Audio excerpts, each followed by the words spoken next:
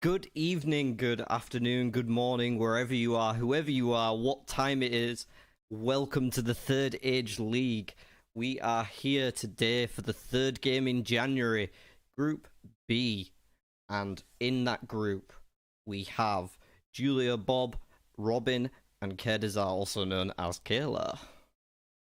Today I am joined by Sir Remick, even though he's not with us on camera today, he is here with voice. Say hello to the people, Remick.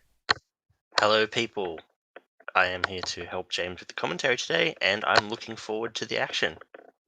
You played yourself yesterday, Remick, and came in second place, I believe. How are you feeling to just be able to sit back today and watch and chill out a bit? This one should be an interesting one. We've got some really strong players on board. Robin and Julio Bob both really strong straight out the gate, so it'll be an interesting game. Yeah, I was gonna say that myself in the intro actually, but beat me to it there. Yeah, well, all of these players fairly new, but people who've been putting up some considerable results in the casual games they've played so far. I think we should be in for a real treat in tonight's game. Without further ado, let's signal to the players that we're ready to get things kicking off. I will just give the decks a quick shuffle and ping the dice for them. Sounds good.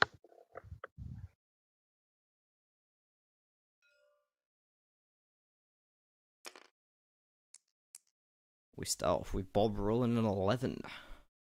What do you think we might see today? Any characters you're expecting to be high priority in the picks? I'm not too sure, to be honest. I think that the players involved have had a good chance to play as a lot of the different characters, so I think it'll just come down to a combination of personal preference and who they've had the most success with. Definitely makes sense. So far, we've seen 2 wins for Gwen, so I'm curious if she will be played in tonight's game, and if she is, if she's managed to pick up another win. And she is being picked up by Kayla. Bob going for Matt, which will mean Robin has the last pick and the first turn of the game. Both strong choices and both present in the game I played yesterday. It's actually the same players or the same characters we had in the game yesterday, so this will be interesting. For sure. So we can get rid of these extra components now that we don't need. And popular choices then, Nynaeve, Matt, and Egwene.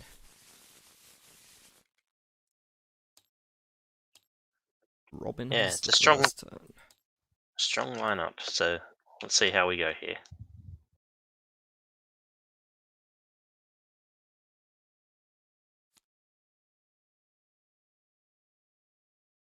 Players drawing their starting hands of 3 cards.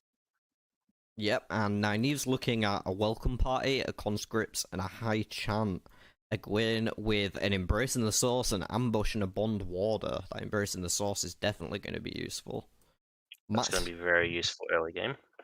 Matt's holding an Arrows of Fire, a Journey to Erudian, and a Folded Light, so nothing they can play off the bat, but probably going to keep hold of that Journey to Erudian to power level through the early to mid game. Very true.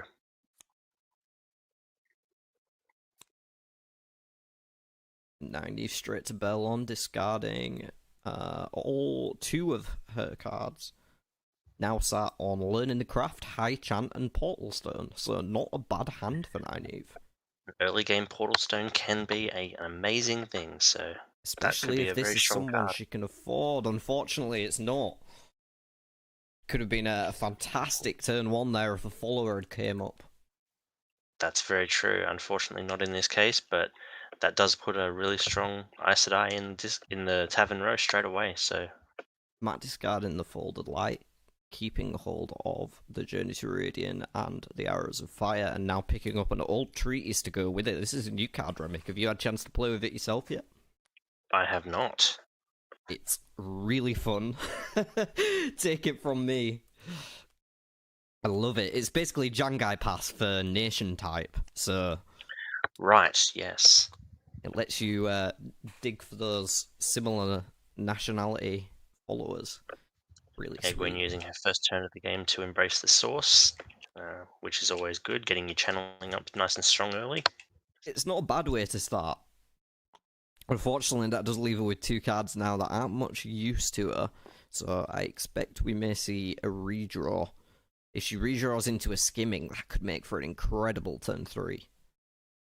It's very true. The ability to go anywhere on the board, second turn of the game, that's quite strong. Welcome to our viewers in chat. It's nice to have you here. I will get a poll going off the bat for an initial bets of who we have winning this game. Promoters, please. Oh, yes. I need to do that real quick for the players.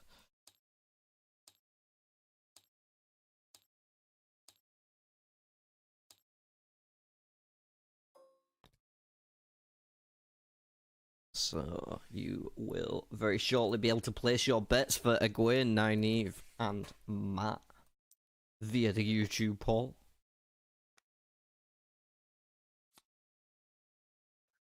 So Egwene discarding Definitely a strong set of play. discarding the ambush, but keeping hold of a Bond Warder. Not entirely sure I understand that one. No, that's an interesting choice, but who knows? We could have some plan. And flipping over the Jasper just after discarding the ambush is a little bit of salt in the wound, I've got to say. True, getting rid of a card just before you get the ability to play it. Yeah, but you know what? All military, not bad. I've started really enjoying taking the card draw after the character at Belon, which I did the opposite way around for quite a long time. I figured I might draw something that helps me get a character cheaper, but most of the time, it's just, I found it more interesting to see what character I flip first, and then it informs which cards I want to discard. Yeah, the way it can change your strategy if you draw into something that just makes your hand work all of a sudden can be fascinating.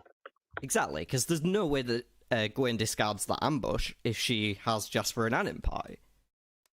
Exactly. And it looks like Matt's picking up Mullane, so that's some nice channeling strength 5 straight away for Matt there. Yeah. Unfortunate that it's a female, because Matt really wants to find those male followers so that he can flip over his tier 2 quest as early as possible, but still nice to have the channeling on the team, especially with an Arrows of Fire in hand. We'll be looking to attach that via Olmoth Plane. Absolutely. It's not often you get to see Matt use channeling, but, you know, it's a powerful ability and there's some great cards for it. Also added a Conscripts to his hand at some point. Egwene sat on the Bond Warder, learning the craft and a cover the back trail. Nynaeve with a high chant, a portal stone, and a refresh.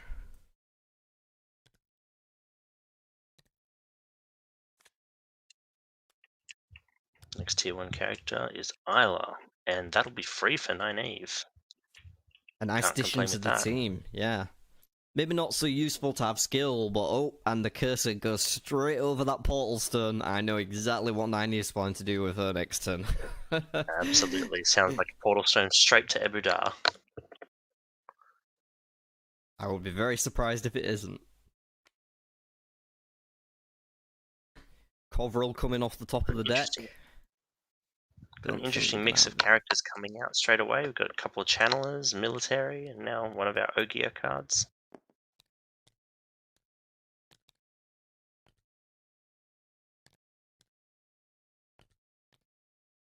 Egwene following up to 4 kings.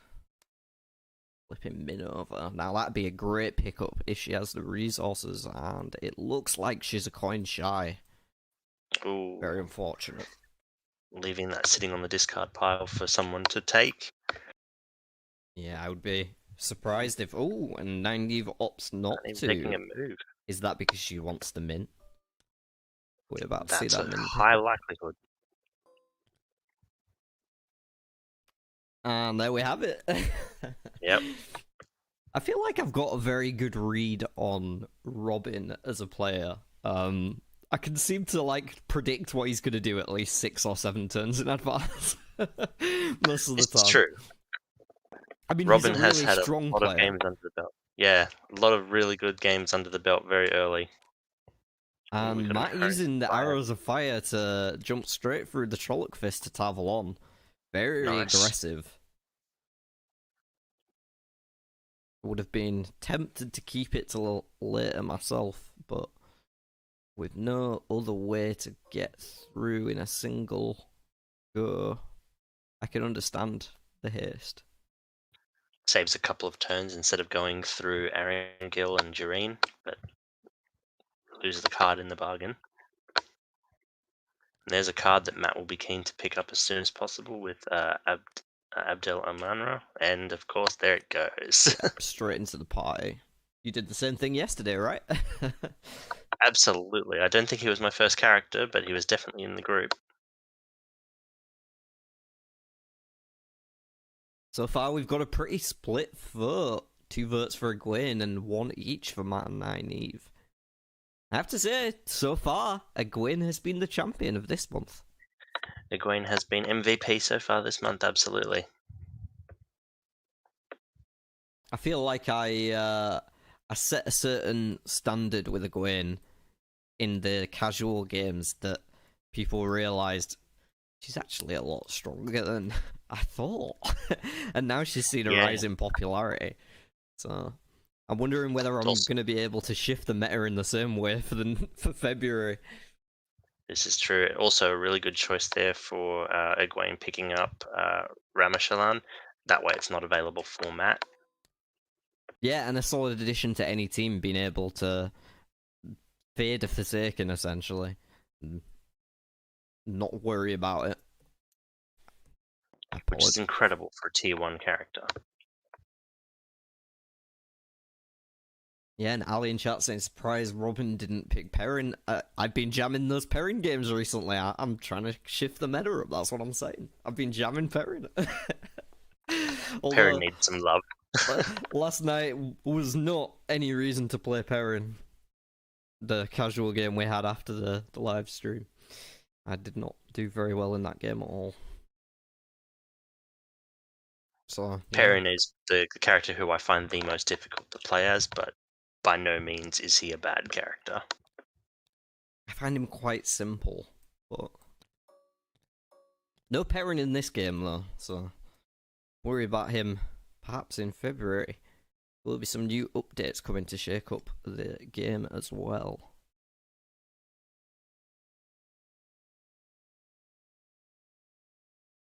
And it looks like Matt just discarded an old treatise, but they have 5 cards in hand now, so that probably shouldn't have been.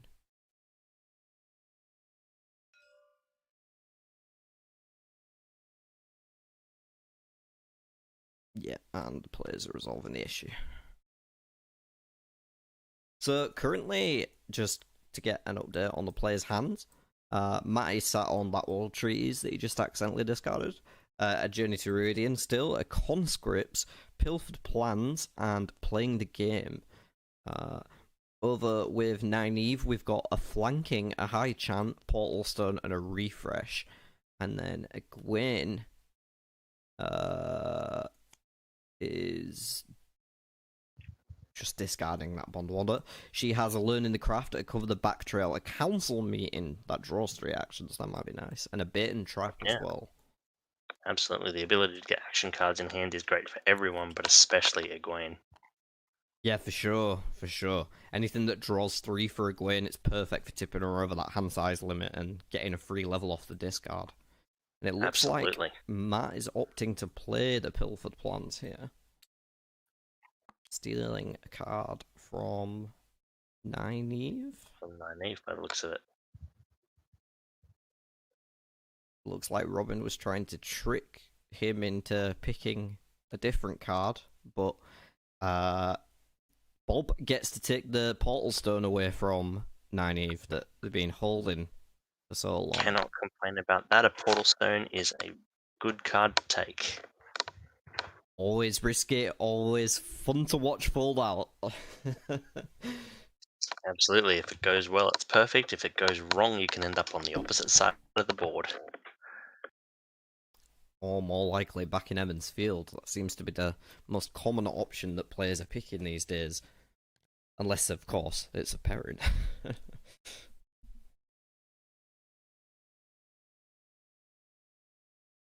So Gwen taking the long path to Tarvalon through Dureen, and Nynaeve taking a longer route to Abu Dar through Haddon Merc. I'm a bit surprised at that turn, but possibly wants to pick up an Embrace in the Source so that it can hit the tier 2 quickly after tier 1.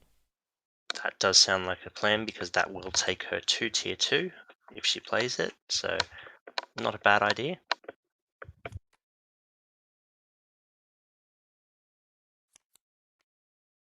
Still both girls to get the tier 1 abilities. Matt's already got his, but far from the tier 2 with only one male follower in party. He needs 4 to get his tier 2 unlocked.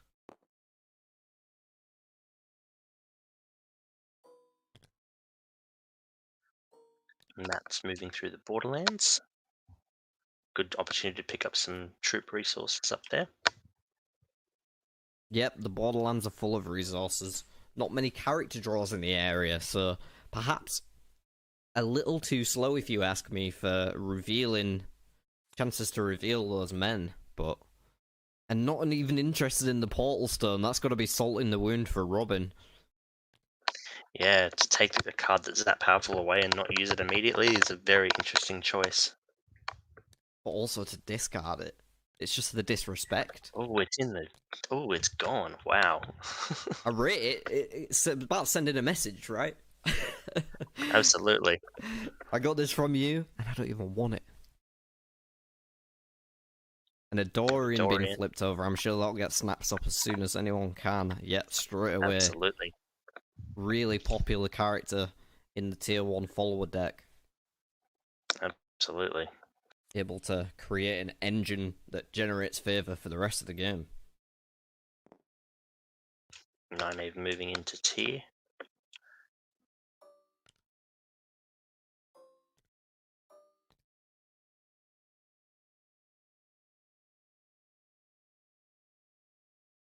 Not a great deal of action in the hand aside from the Embrace and the Source. Nani sat on a high chant and a flanking that she can't play.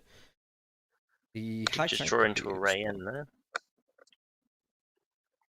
Yeah, it's not terrible for Nynaeve, although I don't think she had the favour to recruit that.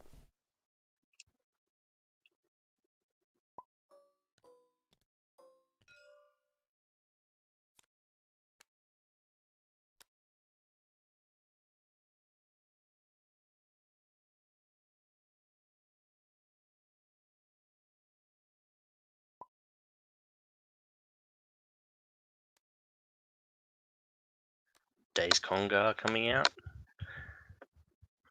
Yeah, and Daze, another really popular follower from the tier 1 deck, stops people from stealing your characters, and that is nothing to sniff at with the amount of theft that goes on with followers in this game. Absolutely.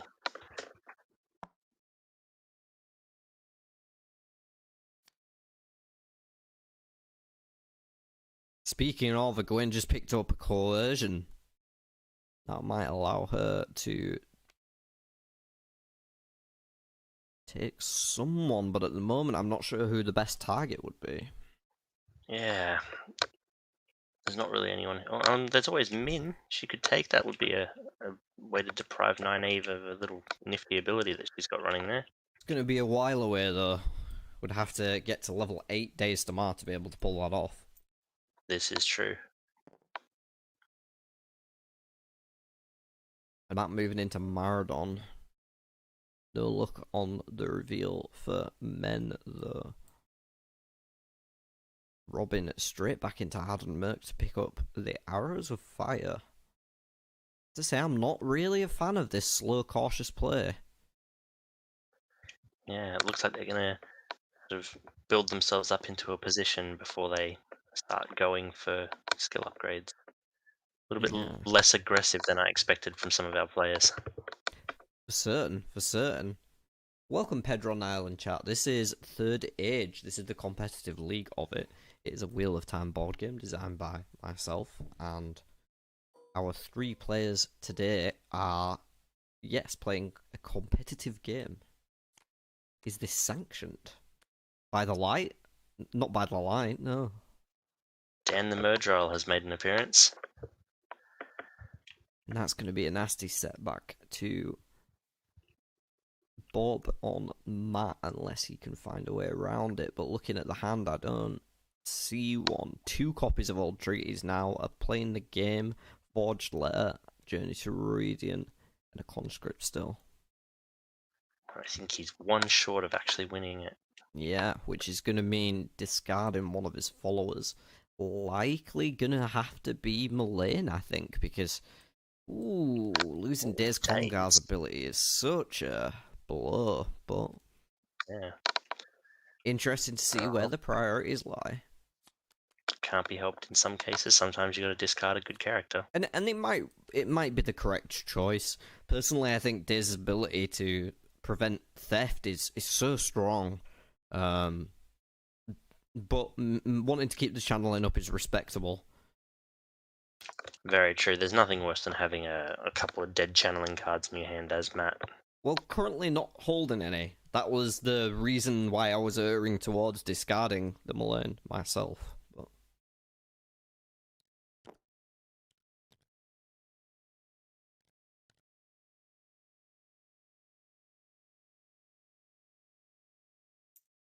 But go in, hit tier 1 at some point, bounced off some Trollocs there, it looks like. And it's going back to Tarvalon.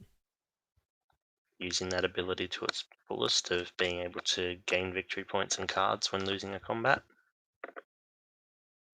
Used to great effect by Critter yesterday in our game.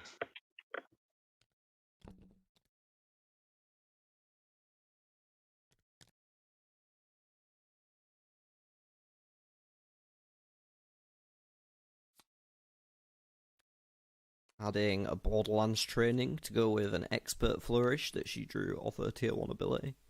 And revealing Halwyn Nori. Does have enough to recruit the Andorran Clerk and will do so. If nothing else, that deprives Matt of the ability to take that card. Yeah, I think that is a lot to do with it. It would weigh into my decision.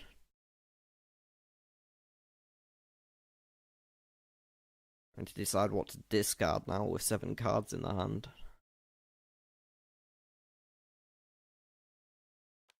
Looking at learning the craft. Yeah, that seems like a good choice to me.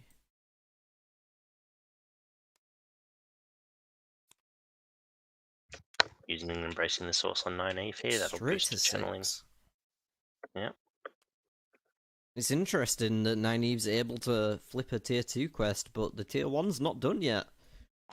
Taken a long time to get to Ebudar after we thought we might see a turn 3 Portal Stone. Yeah, very true.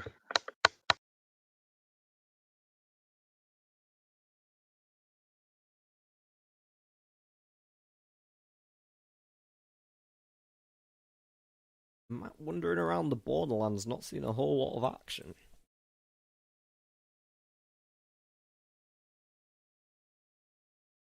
Looks like Egwene's contemplating covering the back trail.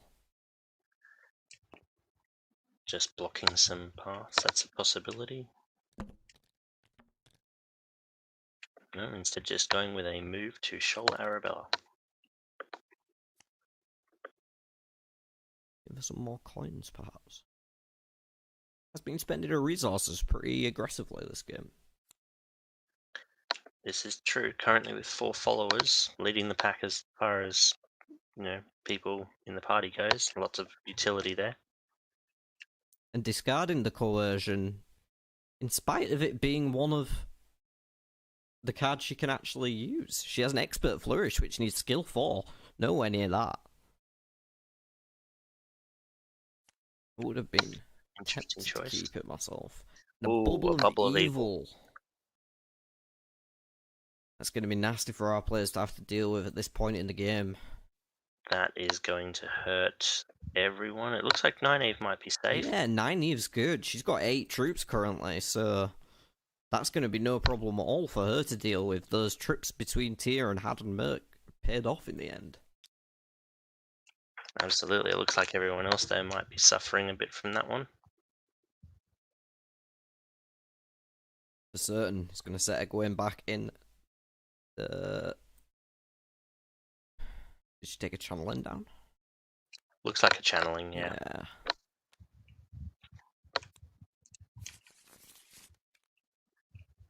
And a skill lost for Matt, I believe. Or it might be in a Days tomorrow, actually.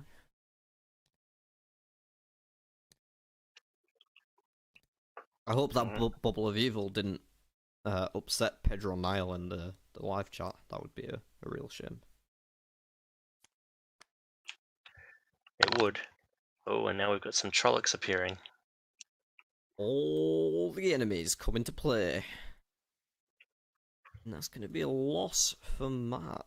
I believe not too much negative happen. Just a coin gone.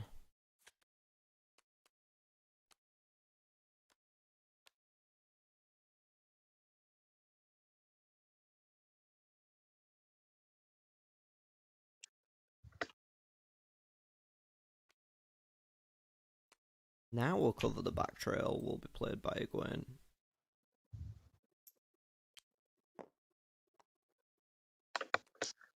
Interesting decision. May not stop anyone, but I mean, it is going to give us some leadership, so... Yeah, and I think really it's an attempt to push that leadership up, because with the council meeting in hand costing 4 leadership, I'd let her rip 3 cards off the top of the deck whenever she wants them. Very true. Great setup for triggering your tier 2 quest or ability. Hmm.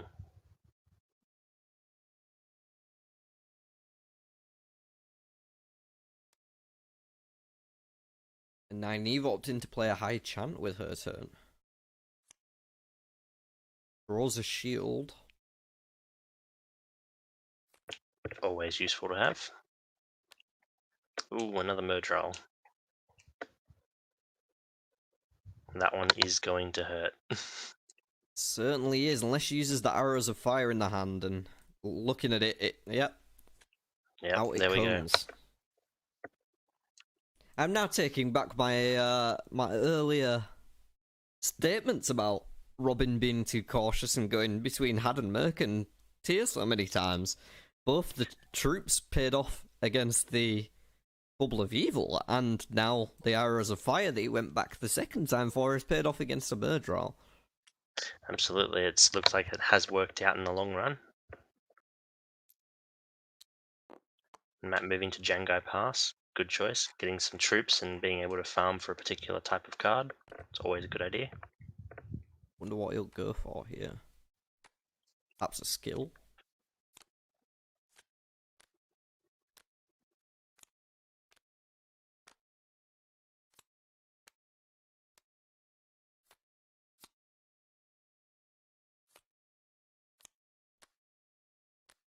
I think it is a skill. Yeah.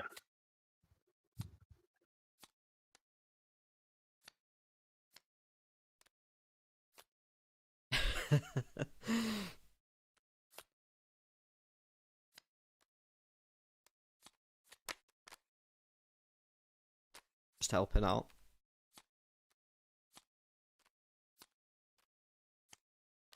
Jeez. Got both a well-turned cards and a smooth skirt up in that pile. Not a bad one to get. Lucas Menagerie is out of range of being played by his current level in skill. But 24 cards flipped there. That might be a record of amount of cards flipped from Jangai I Pass. believe that's very close, if not the record, yeah.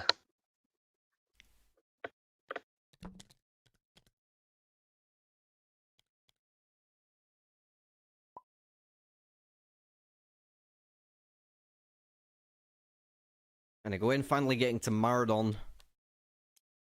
Choosing to fight a Murdral. Now, that is interesting. Borderlands training off Jasper and Anne. Yeah. I okay. don't understand this at all.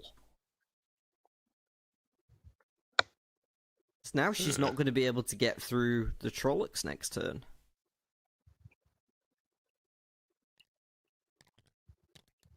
But she could be planning to bounce off them and get another 3 troops at Maradon, but I really don't understand this play. I'm sure there's some logic behind it. Yeah, that is an interesting play. Unless she's really desperate to just farm favor. But seems strange. I can't figure that one out.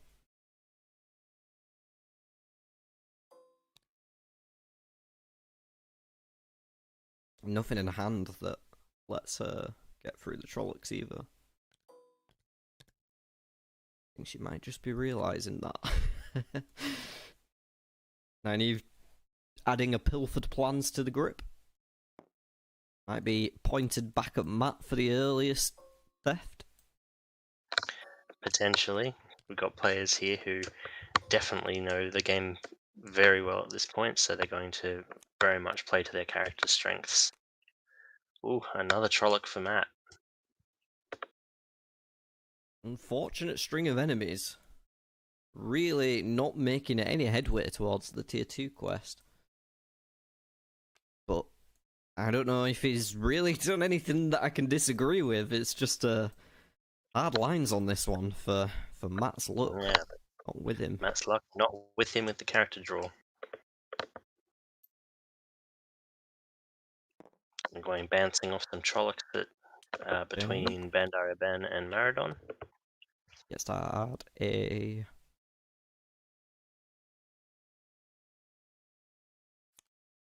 portal stone to the grip. Not a bad idea. I think it's far too risky to fire it off at the minute, though.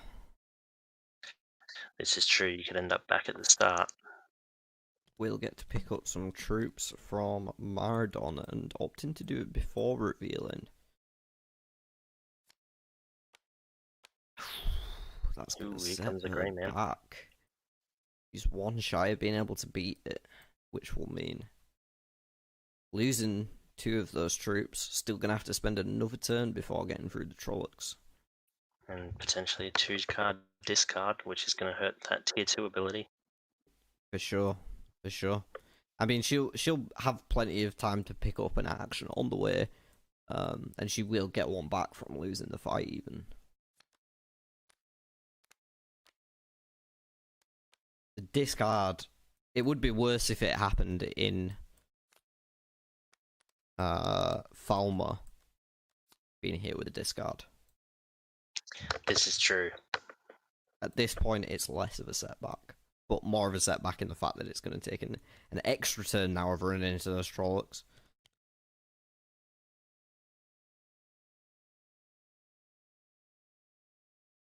Looks like we're examining our hand for something to discard.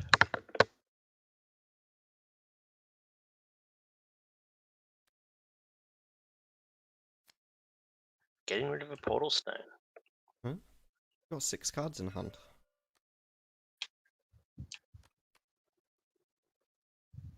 Need to discard. Players forgetting their hand sizes today. Yeah. Oh, I might have been a discard due shit. to the grey man. Never mind, that's me.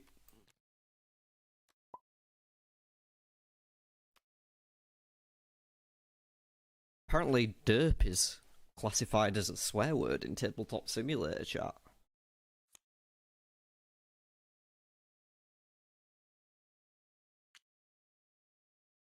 Feel bad now for interrupting the pace of the game. 7 votes on our poll. I think that's the most votes we've had so far, so hi to all our viewers.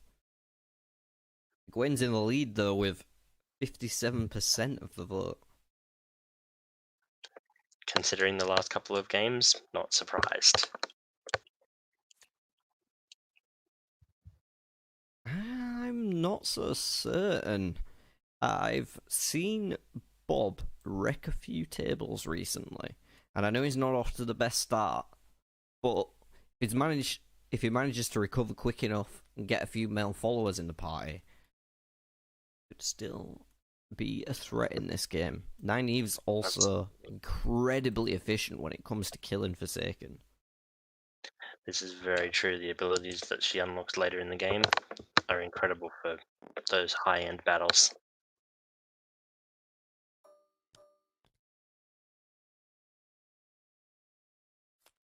Matt trying again at Jangai Pass. have the feeling he might be looking for a learning the craft. Oh, no, not skill this time. Maybe a military? Military. Surprised if it was channeling.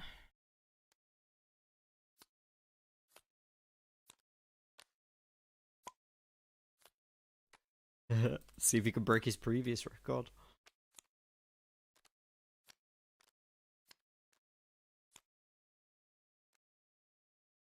Not quite so many flips that time from the Jangai pass.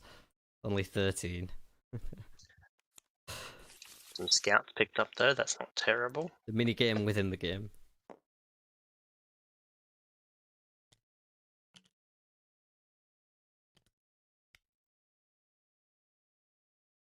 You're going bouncing off those Trollocs again. Yeah, and I'm wondering if she's going to reveal the character before picking the troops up this time. Doesn't look like it.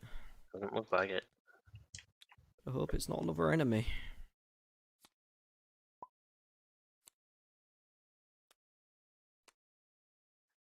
It's Bella!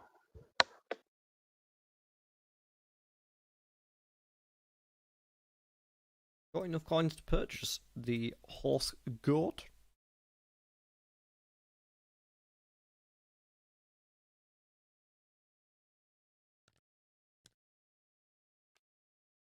Decides to add her to the team.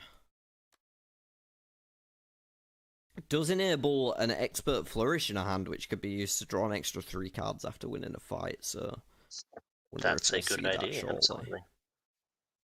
Here we have 9F playing Lucas Menagerie to gain some resources. There's a little bit of everything in Lucas Menagerie.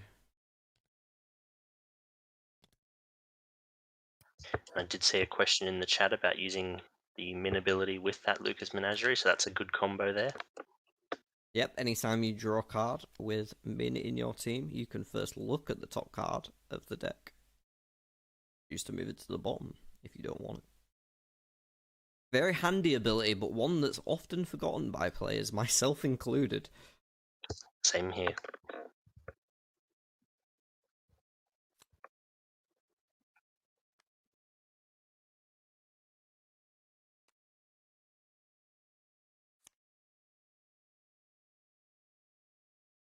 And yeah, in chat, Bella is all attributes. Indeed, she is. Bella can do anything. She can order your team. She can form a military strategy. She can plot on the enemy. The only downside is that she's passed to the player on the left when exhausted. Exactly, so you only get one use of her. Of course, she's also a casting weave. She was the first channeler we ever saw in the series, channeling to refresh herself, an ability that most channelers aren't even able to do. How impressive is that? And Matt's looking like he's going to recruit Rizal. Still not hitting on the male follower front. Really having some trouble getting off the ground. Got to be frustrating going through that deck and not being able to find those male followers. Oh, choosing not to take Rizal.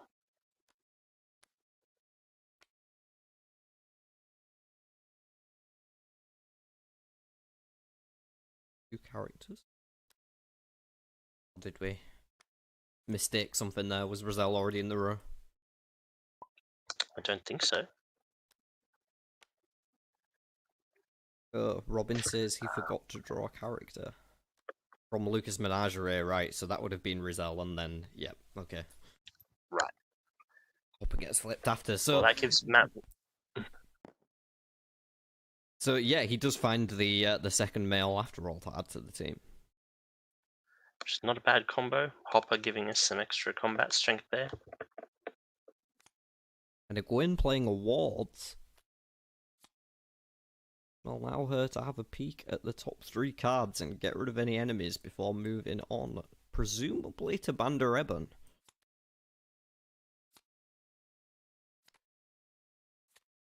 Also an extra channeling, which is always nice. She will get through the Trollocs this time. Earning a favour from Adorian if she remembers.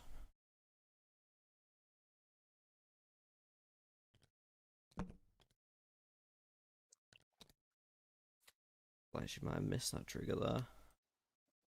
Yep. Is Grinwell showing up out of the character deck?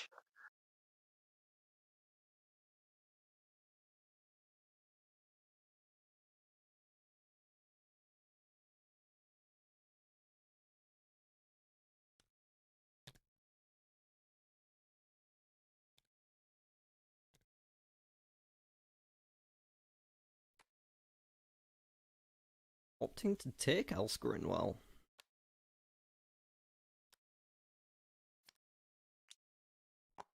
Don't 100% agree with that one. Not a bad character, especially with the discounts it allows us to get on some other characters. True, but I don't really feel like Egwene needs extra channelers. This is true.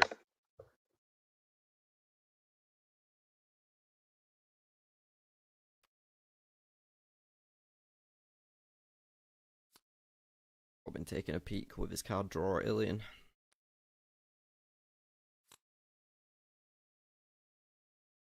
Adding a new recruits and a spoils of war.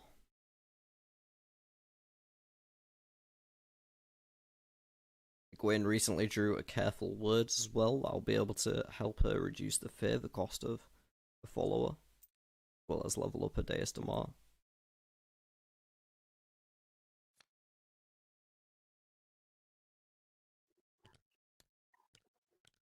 Matt bouncing back to Tarvalon. Currently holding Old Treaty's Journey to Iridian, playing the game, Scouts, Forge Lair, and Guiding the People. One of those is going to have to get discarded in just a moment, though. We have Bane, but no favour to buy her, unfortunately. I don't think he'd be interested anyway. She is unfortunately also a girl and no good for the Band of the Red Hand.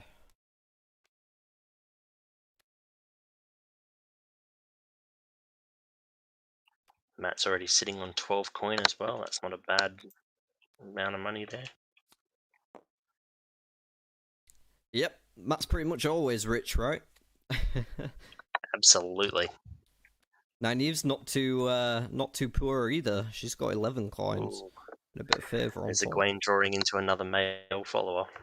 Well, I real hope so, because she just picked up a well-turned calves to pair with it, and I would be willing to bet we'll see that attached to one of her male followers. Possibly Mazima, if she has enough to buy him. Yeah. Doesn't look like it, so he might always go on Howard Norrie. She has that careful word, remember, so... Oh, no, yes. opted not to... Okay, I didn't realise the turn had passed already. Personally, I'd have been tempted to pick up the Mazima there. A good target for the well-turned calves, gaining a troop every time he plays it.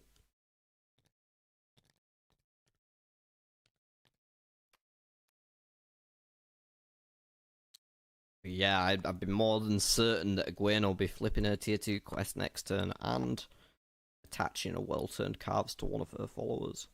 Maybe Norrie. It does sound like a good idea. Let's see if Matt has the opportunity to pick up a character here, potentially. It's going to kick it off with the scouts, gaining a military. Mm-hmm. And move to Camelin. Oh, and I'd be willing Interesting decision. I was gonna say he probably wants to pick up that Mazima, but he has not enough favour to do that, so that's not on the table. Ludra. Real tough luck so far for Matt in this game. Yeah.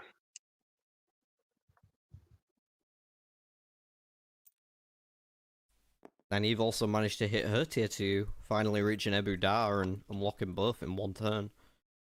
And very nice. A Queen actually opting not to go to Waltmouth Plain, but to Bandar Hmm. Looking at Mazima with a careful word. Oof. Perhaps she does want to attach it to him after all.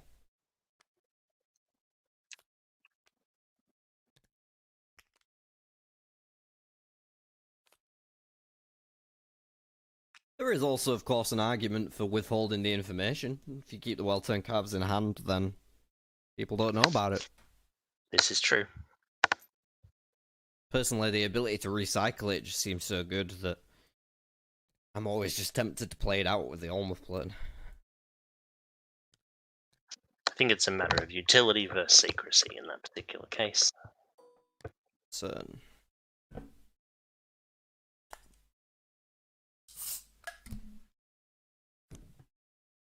Nynaeve drawing into some tier 2 action cards. Having a peek at the top first, see if she likes what she sees. It doesn't appear so.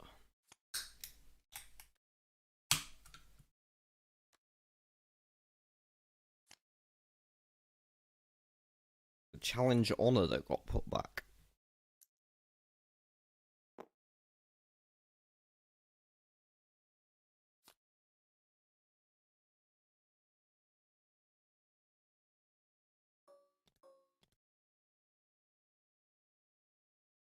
Bob gonna take a couple of actions off the top, pulls a Guide of the People and a Bury the Dead. Not much use to him. No. I feel kind of bad for Bob.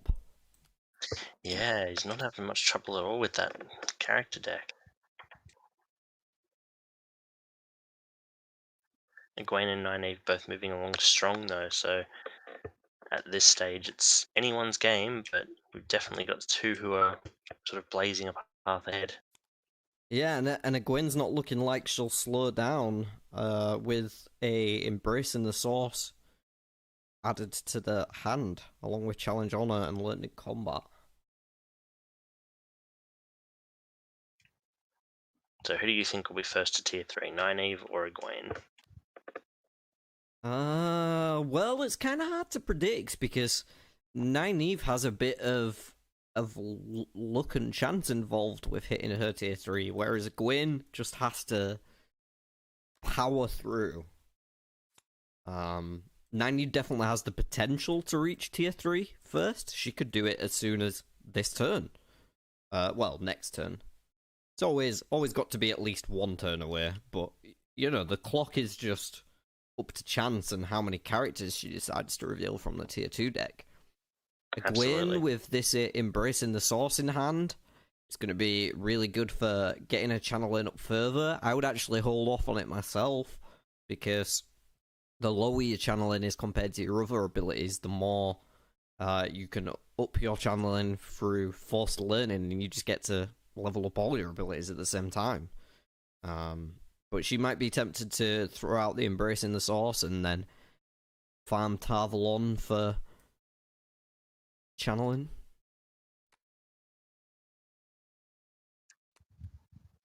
Twisted Ring on Massima. Matt going to Had and Merc picked up the Borderlands training. It's Twisted Ring going on Massima rather than the Well-Turned Calves is. Oh, Don't think right, that's an attach. it's not an just play. attach, yeah. My mistake. Playing the action with Massima.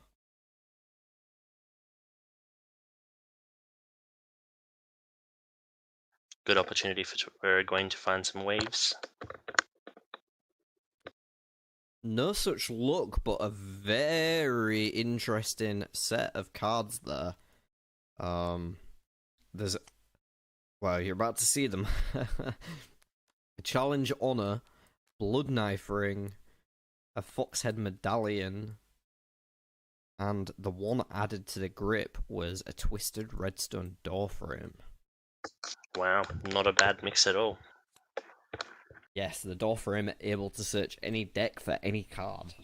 Very, very powerful, but needing the user to be in Jangai Pass first. And you've taken a trip up to Farm Madden.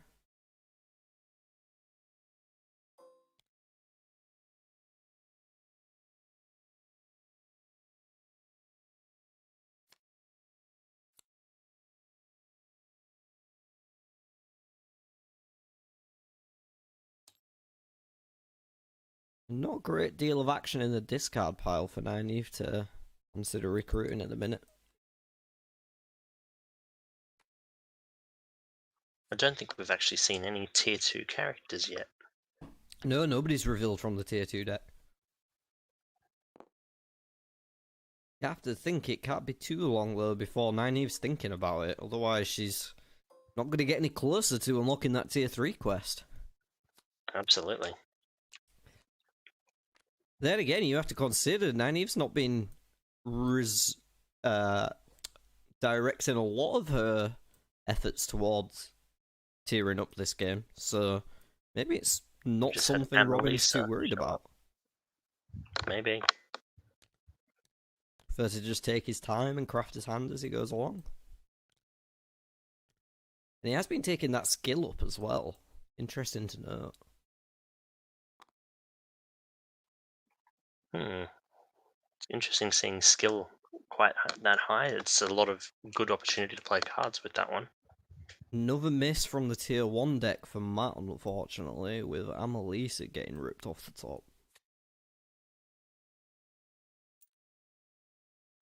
Gwen moves to Almoth Plane, and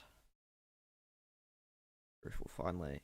There we go, the well-turned calves does get attached to Mazima. You just wanted to use him for the Very Twisted nice. Ring first, and I gotta say, I really respect that. Get you value.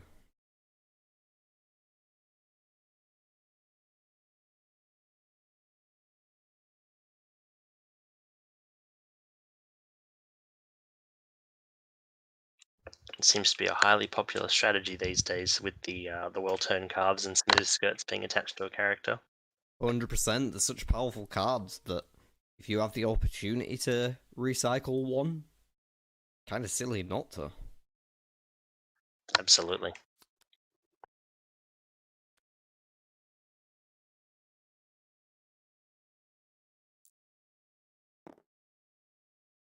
Matt moving to Haddon Merc.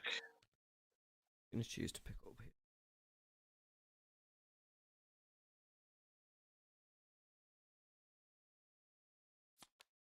Blood Knife Ring. Very nice.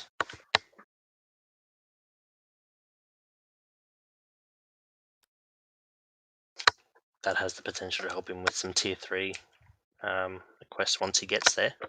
Oh, 100%. Once he has that tier 2 online, he'll be able to get into the tier 3 real easy. Still 2 male followers away from it at the moment. We can only hope that the top of the deck holds better in store for him than it has so far.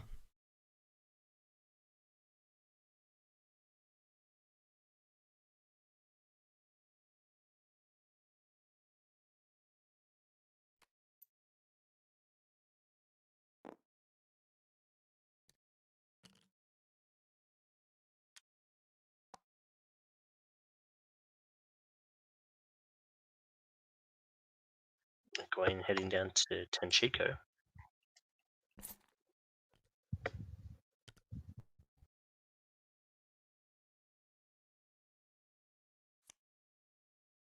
Drawing an Arrows of Fire, definitely not anything that she'll complain about.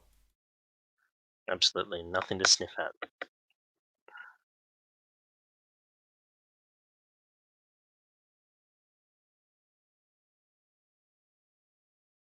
I think she's going to take the Rizal here. Does have a Learned in Combat in hand, so being able to potentially attach that to Rizal would be pretty strong.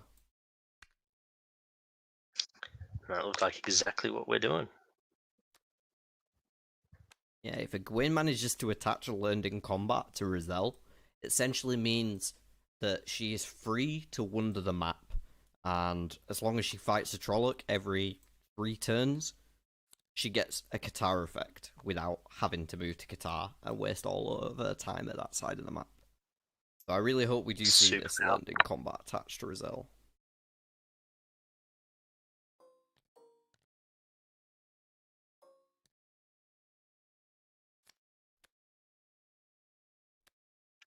Oof, a grey man. Well, it is a man.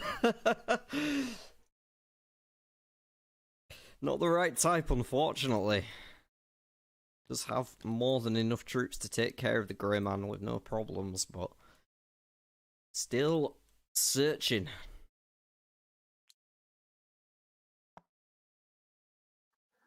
Just by sheer process of elimination, they are going to come out eventually. Just a matter of time.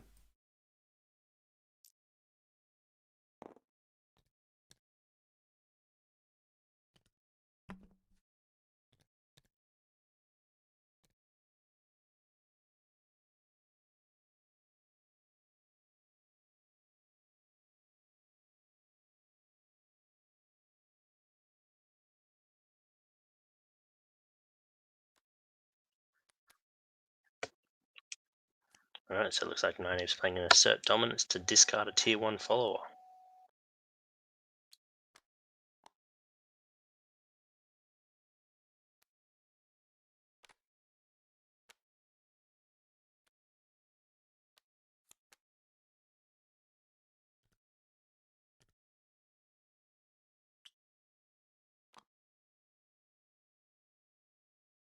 Ooh, Massima with his well-turned carbs has been discarded. That's a powerful play by Nynaeve there.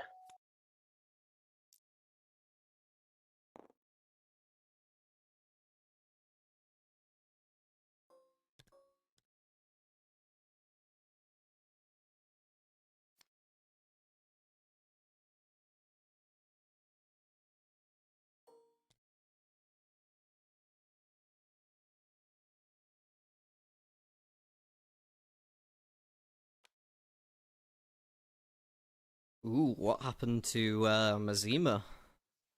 And so Nynaeve played a Deus Damar card that allowed her to discard a tier 1 follower, and Massima wasn't quite ready.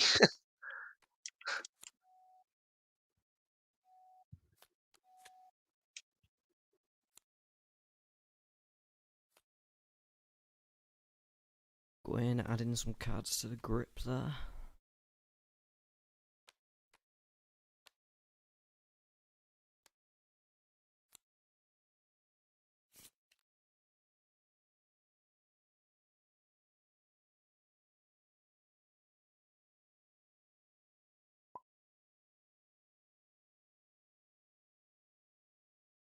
Drew one too many by mistake by the looks of it.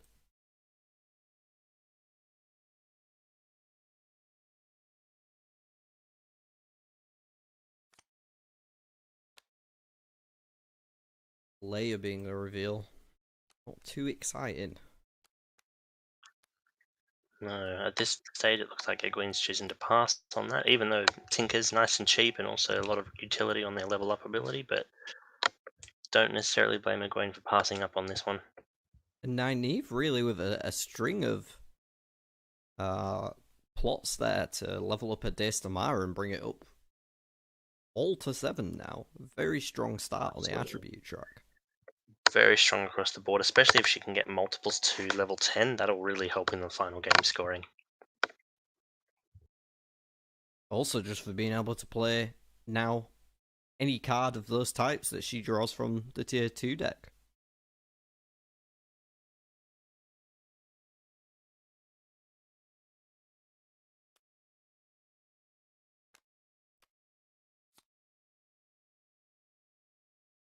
Lady started in a twisted ring. Not sure if she remembered the trigger on the Force Learning there.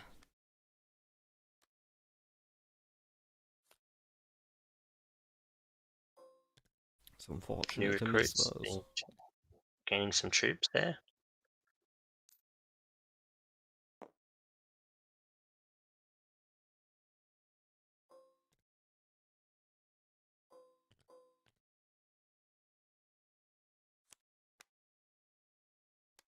Matt revealing another enemy, Chesmal Emery this time. Another enemy. Gonna go down without much of a fight, but really is beginning to feel like he's wading through water trying to find extra male followers here.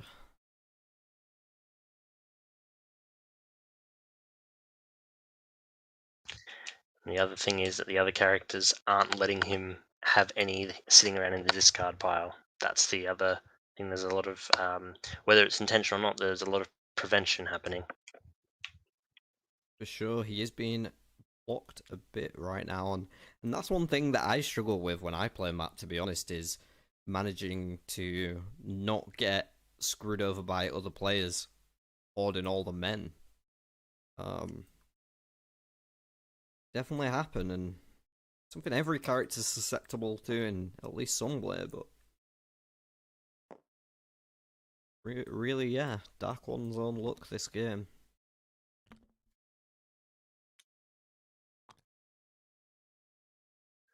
Going building up a nice stack of favour there. Yeah, currently got 5 of it. Don't have any problems recruiting. Although only 2 coins to go with. Going the Elmora route, not looking like she's planning to go back to Almoth playing an attached island in combat like I wanted. Looks like Robin's taking advantage of that min ability. For sure, I don't think he's missed a single one of those triggers yet. On the ball today. Picks up on an unidentified object of power to add to the shield, flanking, backflip, and mashing shin in his hand. Ooh, that's a nice combination of cards there. A very strong hand. Very strong hand.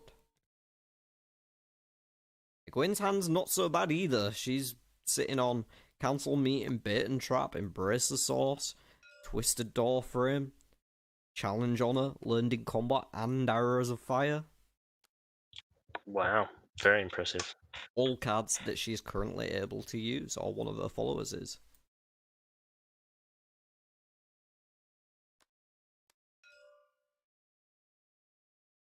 It looks like Matt just picked up the well-turned calves from the discard pile.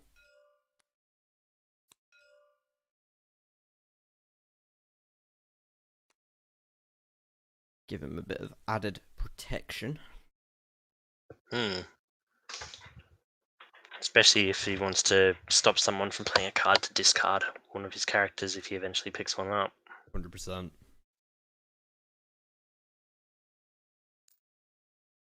Ali asking in chat if we think we'll see a Mashadar being played today. I don't know. Currently, it's a Mash and Shin in hand, not a Mashadar. The one that deletes troops when someone travels through Waygate. But yeah, we did have some Mashadar action last night. I was discarding everyone's hand in the casual game.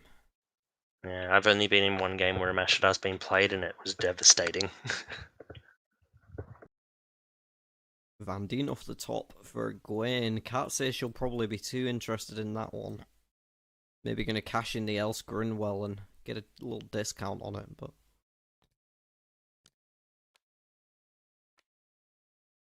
Looks like we are going with it. I mean, it's never a bad idea to just have superfluous followers, but... bankrupting herself from being able to buy someone else should somebody come up that she decides she needs.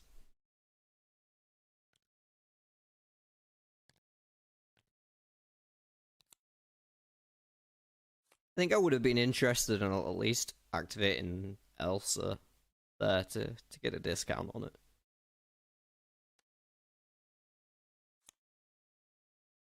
And Nynaeve using a backflip. Very powerful card. Absolutely. Gonna get to go to Haddonmerk and Arungil this turn. 3 cards coming into the grip. That well-turned calves, nice. I'm sure she would have liked to have, but no longer in there.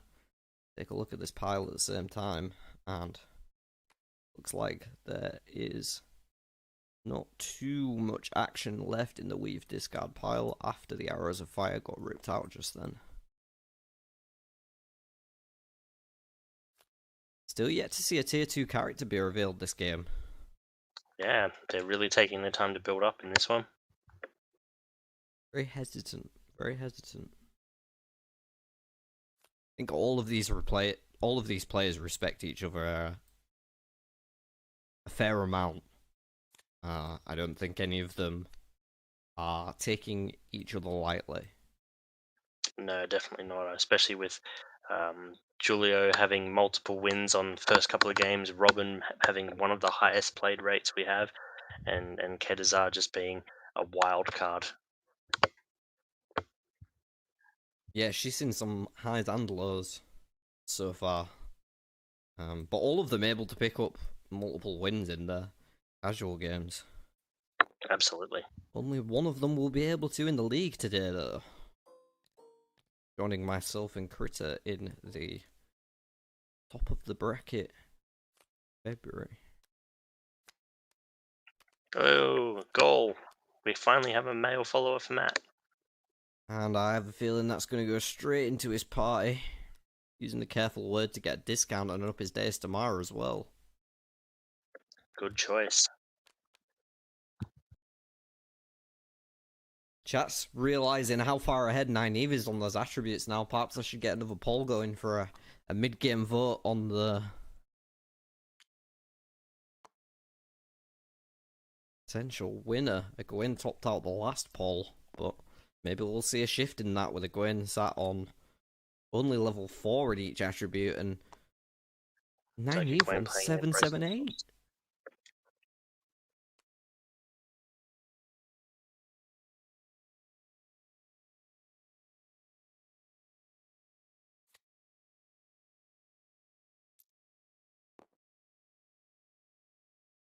It's like Robin is just taking the turn to move to Doreen. Nothing too exciting. Or maybe rethinking that and going through the Trollocs onto Kyrian instead. Much prefer that line. And he's got to start looking for a tier 2. If he flips a tier 1 right now, I'm not really sure what the plan is. He's got enough resources to recruit from the tier 2 deck. He needs to get a channeler from the tier 2 deck into the discard pile so he can work on his tier 3 quest. Got enough troops to fight if it's an enemy. Oh, it's a Levrin. Alviarin, sorry. He can take her. He can also just discard her and move on to the next one. Personally, I'd be tempted to just take the fight here, use the arrows of fire, and... Nope, he's gonna keep going. He does flip over a channeler, but that'll be a shame, because the other players are gonna have a chance to buy Lyanna before he does now.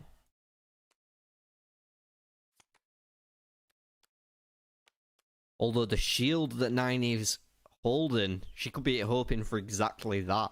If Matt takes his turn to spend pretty much all his resources on Lyanna here. Well, it looks like that's not going to be the case anyway, but if he did, then I would be sure that she would get shielded shortly after. That would be another way of doing it, rather than top decking it into the discard and shielding someone else's channeler, then back from the discard. Good call. For certain, I use that one a lot, and I think it is one that some players miss. That obviously, the most obvious way is to use Listening the Wind to get a tier 2 channeler in the bin. That's just the default option. But yeah, there are those other methods. Killing channelers is one of them. The other option as well at this point is that Matt's farming for male followers, so he's pushing that tavern row down quite quickly, so she will end up in there eventually, if no one takes her. That is true, but I'd be surprised if one of them doesn't try and pick her up, just to take her away from Nynaeve. Yeah, take the option away from Nynaeve. Because I don't think they know about the shield at all. That's true, Ali just pointed out in chat, Matt still does have the well-turned calves, so he will be able to protect Lyanna if he does buy her.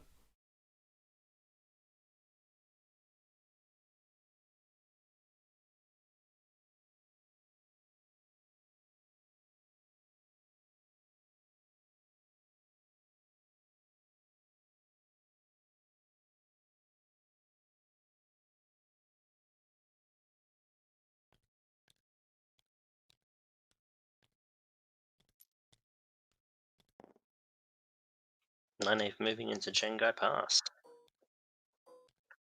Likely going to be looking for a tier 2 weave here. A gateway's probably the ideal draw.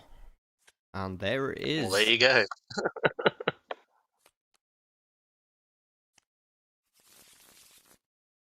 Yeah, she's definitely going to be happy about that one. Absolutely. That was a perfectly well thought out plan. We're going back up the Elmora for some more... Oh, sorry, that was Matt moving. Ignore me. But Egwene did go back up the Elmora a minute ago, looking for more favour.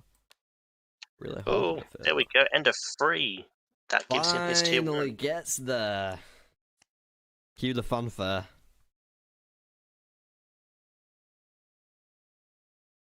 Now I have a feeling he is gonna start ripping those tier 2s and looking for a fight as soon as possible.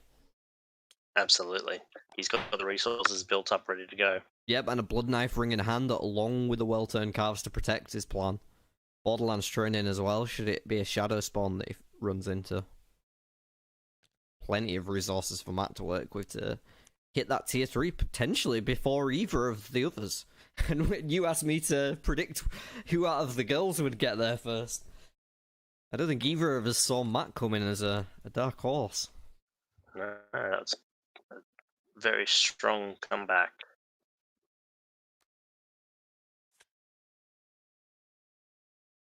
Gwen opting to take Chiad to deny the free follower from Nynaeve. That's a good choice, because Nynaeve would have just moved straight to Kyrian and been able to potentially take that for free. For sure, for sure. Definitely agree with that. Aggressive recruitment there.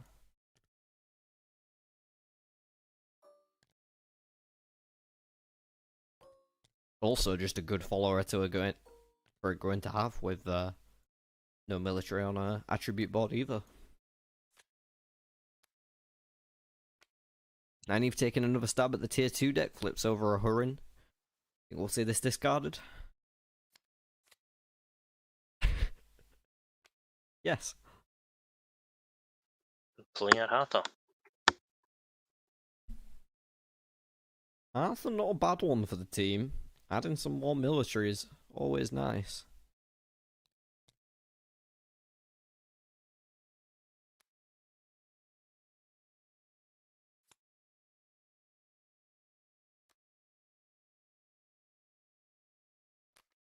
And Matt finally letting the journey to Ruidian out after upgrading his skill last turn in Ebu Dar.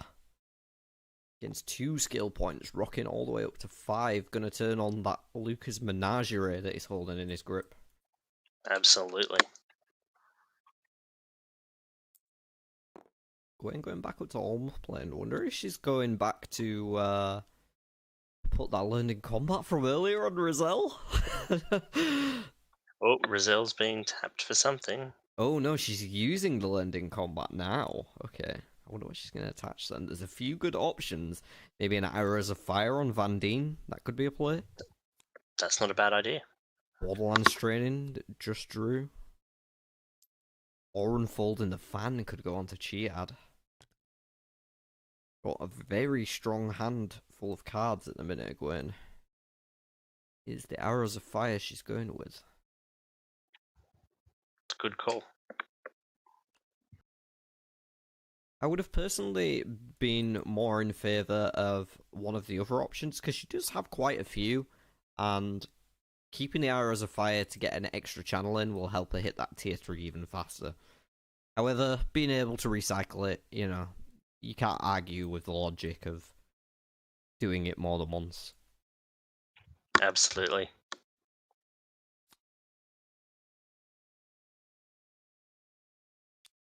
I'm just concerned with the lack of weaves in her hand currently. She won't really have any way to get that channeling up in the coming turns.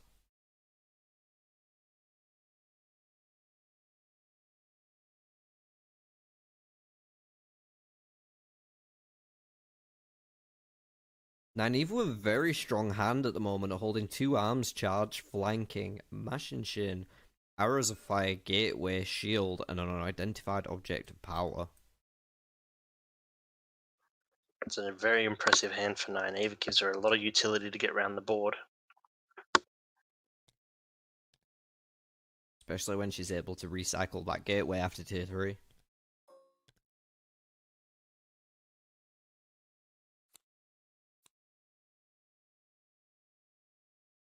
Nynaeve peeking at notoriety. I think she might pick that one up. Adds it to the grip.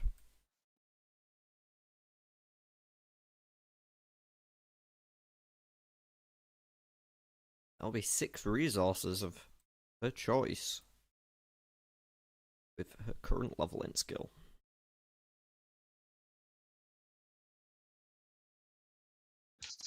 Alright, let's have a look at what we can pull out of this deck. Tal and Nan comes off the top. Could take it for free, could send it to the discard pile and try again.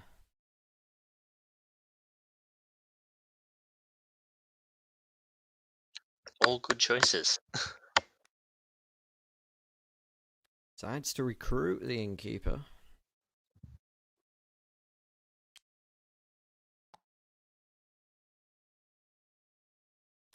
And I think they deleted resources. It's free.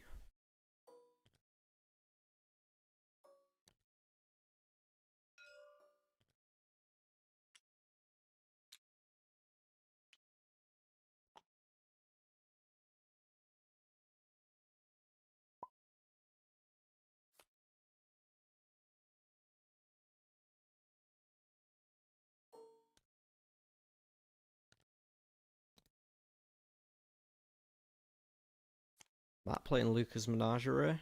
That's... Finds an enemy. Finds an enemy. Currently, Strength 7. Currently on 14, so he only needs 3 more to break his tier 3. And I think that Matt is indeed going to be the first one to get there. After such a struggle early on. Oh, he's actually got 1 more from Hopper, so he only needs to tap 2 of his followers to win the fight.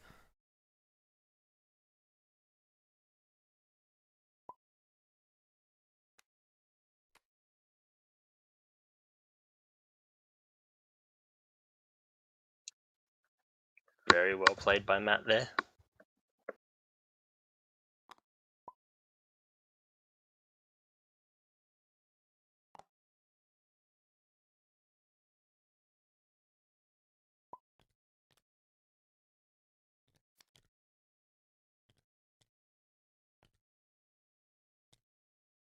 Losing 4 troops from the fight. More importantly, the Dark One's own look is now online. And Matt is able to start looking for a fight pretty much as soon as he wants it. Got a Blood Knife ring in hand. 7 troops still left over. Add that to the 6 base strength. You're on 23. That can take some of the Forsaken out. Not all of them. There's still some things to be scared of.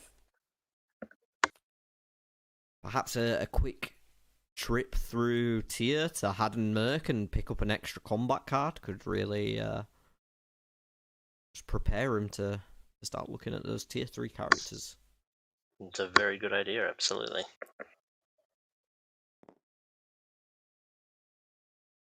We're moving to Qatar looking for some more cards.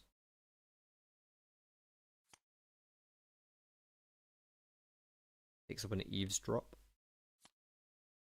Forged Letter. And a challenge on it. The second one in our hand. So I'm guessing one might get discarded.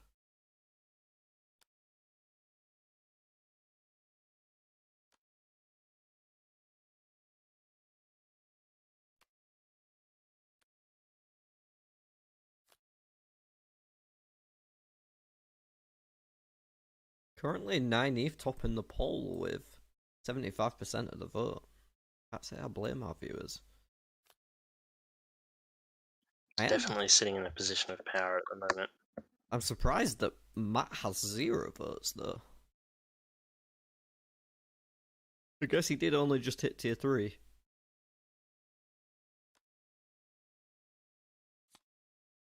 A very quick turnaround from tier 2 to tier 3 just there. Very much so. And really, he was prepared for tier 3 for quite some time. He just needed to find those male followers. As soon as he got there. Using a gateway. So where shall choose to go?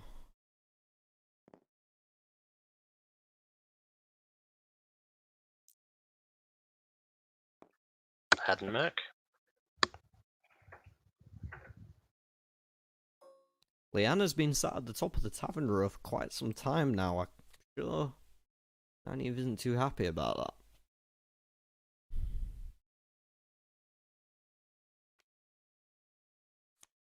No closer to being at the discard pile where recruit. See what she took from Adam Merck.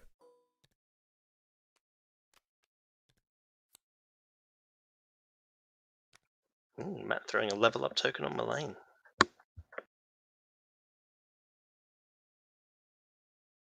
And right now, he doesn't have any weaves in hand that he could be thinking about using it for, but level 6 in channeling is a convenient number to play the gateway that just went into the discard pile, if you should be able to pick it up.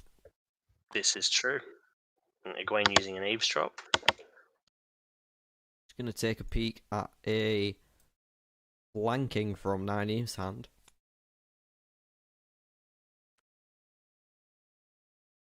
Not a great deal of knowledge gained from that. More crucially, perhaps, is the level of channeling that comes along with it. I imagine that's what the plan was. And a search party is the draw off the top.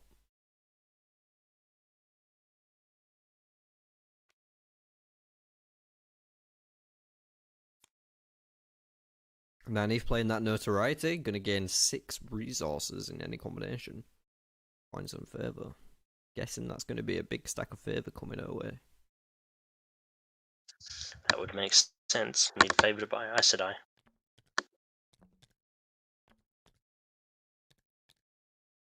Wondering if Matt is gonna pick up this Lyanna eventually. She is free now that he's tier 3. Could be falling into that trap at the shield from Nynaeve. Still with the protection from well-turned calves though, should that arise. Moving into Amador, he's going to have a character this turn. See if he reveals one or goes for Lyanna. May not have even realised that he can get her for free yet. I mean, that's also not a bad idea. A tier 1 Uno. Yep, another cheap guy to add to the team with Matt. You really do want to amass those followers as much as possible, and he hasn't been able to do much of that with the amount of enemies he's drawn this game. But starting to draw as many times from the tier 1 deck is never a bad idea to just up your team size as Matt. Just up the ranks with cheap characters.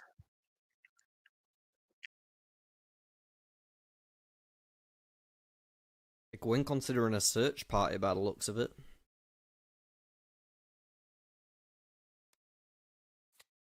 And it will be the play. It's to reveal a character, and if it is a follower, costs 3 less. It's an Aerith. Get to add the Ogier to her team for free in this case. Perhaps slightly underwhelming. Yeah. Maybe we would have liked to see a tier 2 flip there.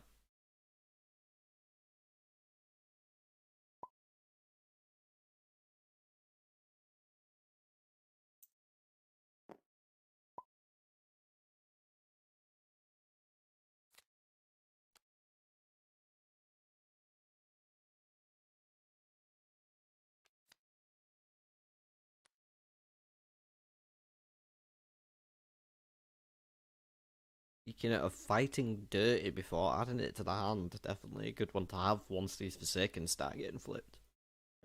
Very much so. And at this point, it looks like Matt might be ramping up to start looking for some Forsaken. He's already in the lead, and he's got the ability to probably pull at least one.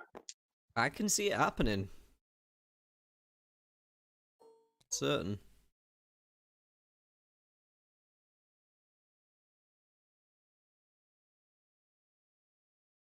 Sitting on 15 base combat at the minute with option of an additional 13 using his followers and blood knife ring. Looks like Egwene's playing a forged letter. I would assume that is targeting Matt, just chip away at the forces a bit.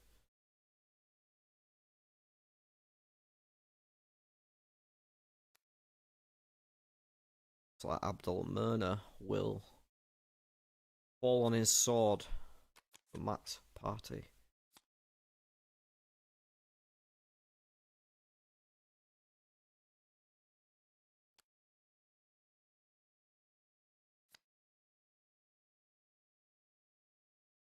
Nynaeve's still looking for a way to get a tier 2 channeler into the discard pile.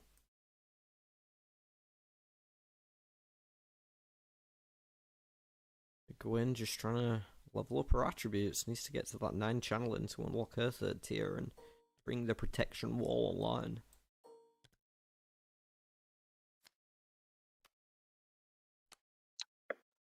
Galena Casban. May decide to fight, may decide to throw it away. Either options. Either one's not a bad decision at this point. Yeah, could do with catching up on the scoreboard, to be honest, so I think he may choose to take the fight here. Pushing further doesn't really stand to gain that much, because if it is another channeler, you can't discard it. Oh, and the 2 arms here seals the deal, meaning that it won't lose troop loss from this fight, instead just gaining the 7 points and keeping that fat stack intact. Very nice.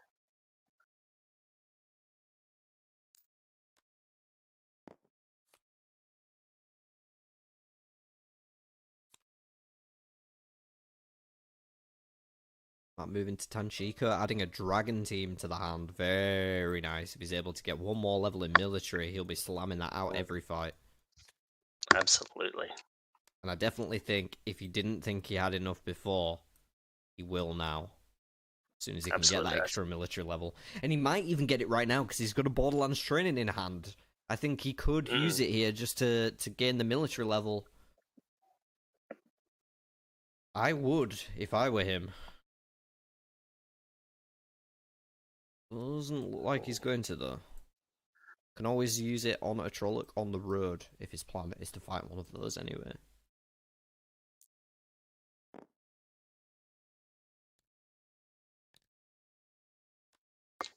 Gwen looking like she's attaching a new recruits to Chiat. Not a bad call, allows you to get some troop production online when you need it, even if you're not in a position on the map that would usually let you do so. And even moving to Tarvalon, probably going to pay for a channeling here, I imagine.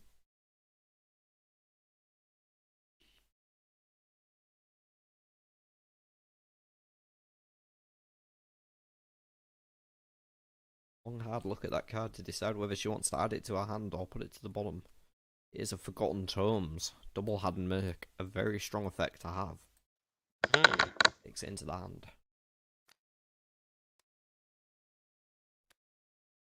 Another enemy off the top, Barthanes this time. Not the channeler we're looking for, but...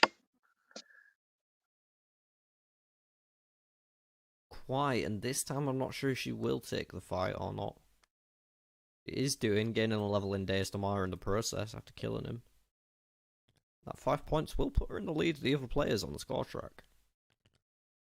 I was just noticing that there's not many points between first and last in this particular game. I was expecting a tight race today, and I think that is what we'll have. All of these players, no slouch, and all working towards their endgame plans at a fairly even rate.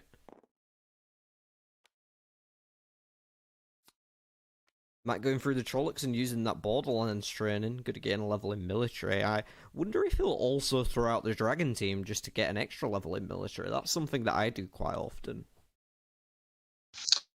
I think he might try to save that for a Forsaken. Well, yeah, but it replaces itself in your hand after resolving. This is true.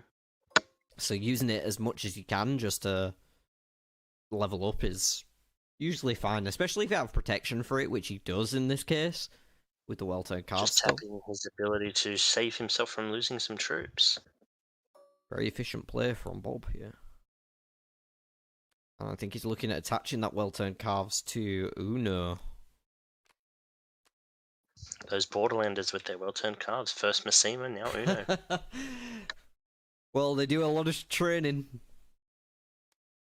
A lot of training. Gwen looking at council meeting, gonna draw 3 cards. Refill the hand a bit. Currently, she's sat on challenge honor, kidnapping, another challenge honor, 2 arms, and an unidentified object of power. More card coming into the grip.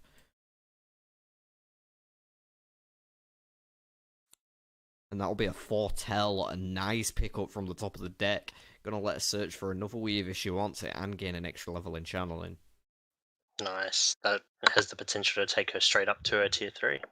For certain. And I wouldn't be surprised if she digs into the tier 2 deck with a foretell looking for a gateway that could push her right to that 9th level.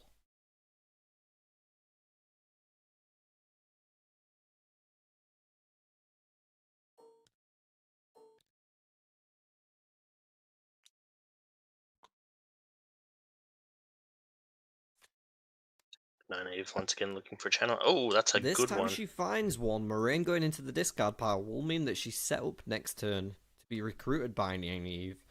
She'll finally hit a tier 3 as well. And then we've got Eamon Valda. Again, another level in Deus Damar. Solidly working on all 3 attributes. Looking for that 15 points in the last battle.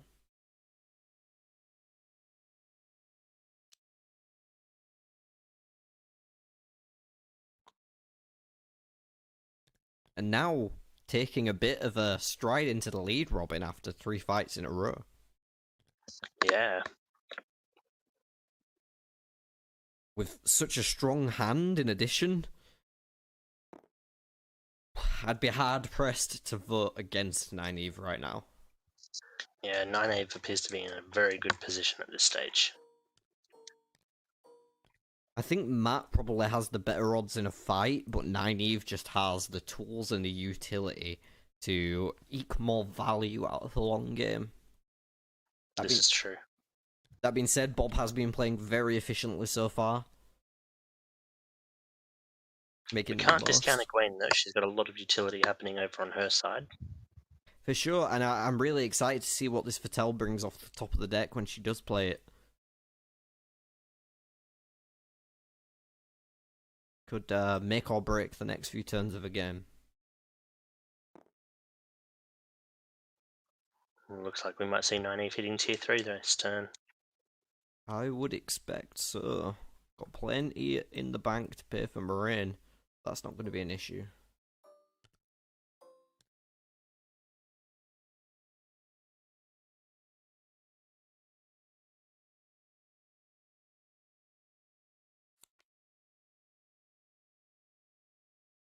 And as expected, Moraine comes out of the discard pile into Nynaeve's party. And she will now be able to pick up waves at will from the discard pile. I have a feeling that gateway is probably going to be coming back out of there soon. That does sound like a decent assumption.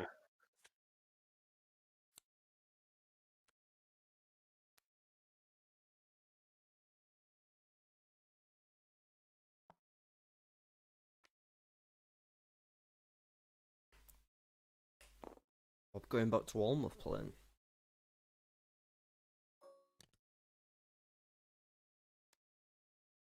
Ooh, we're attaching a card. A Dream Spike. That's going to be a nice one. Nice. Couldn't have come at a better time either with Nynaeve just being able to recycle that gateway, as we were saying. That's a very good play. Not only that, it's a deterrent from the other players picking up the gateway in the first place, which means that it's more likely to be in the discard pile for him to pick up and attach to Moraine.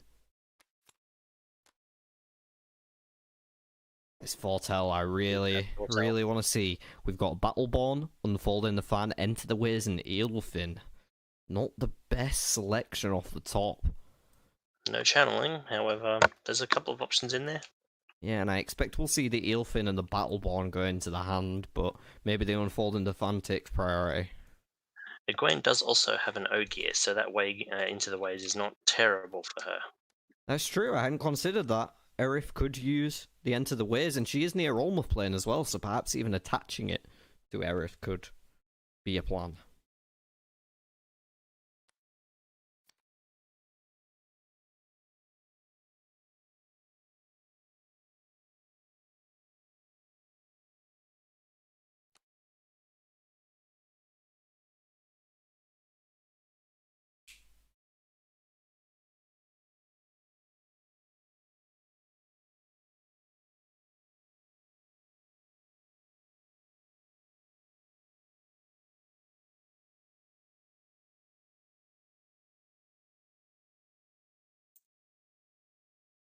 Been moving to Almouth Plain. I imagine we might see a twisted redstone doorway coming down here. Going to put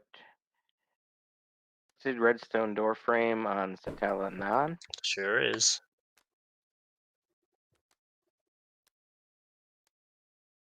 And then I will pass.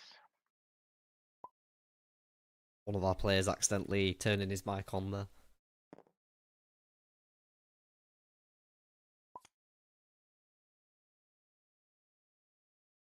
Nice little injection into our conversation.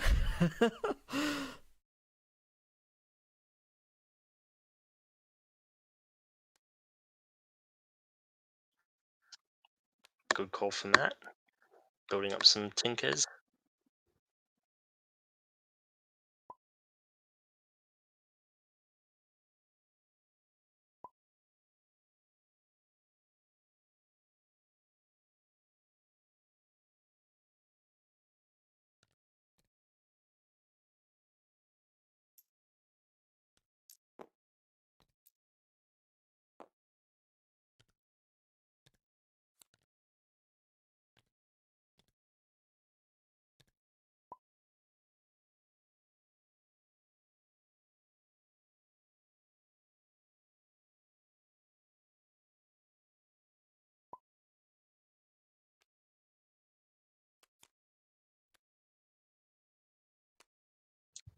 Town manners off the top. Gwyn's not interested. No, not interested, but not a terrible card.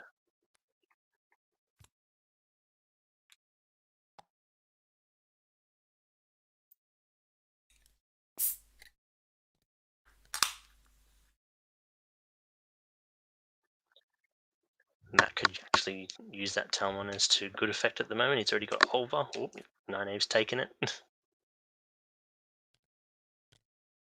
Yeah, and only one other Kyrianan in her party with Moraine.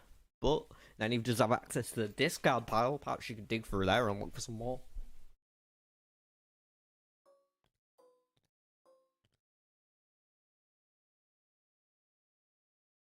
Heading to Bandar Iban and recruiting Liana.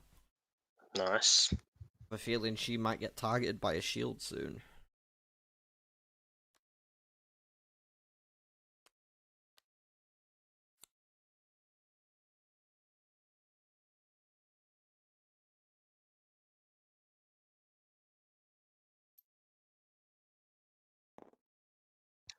Gwen moving into Felma.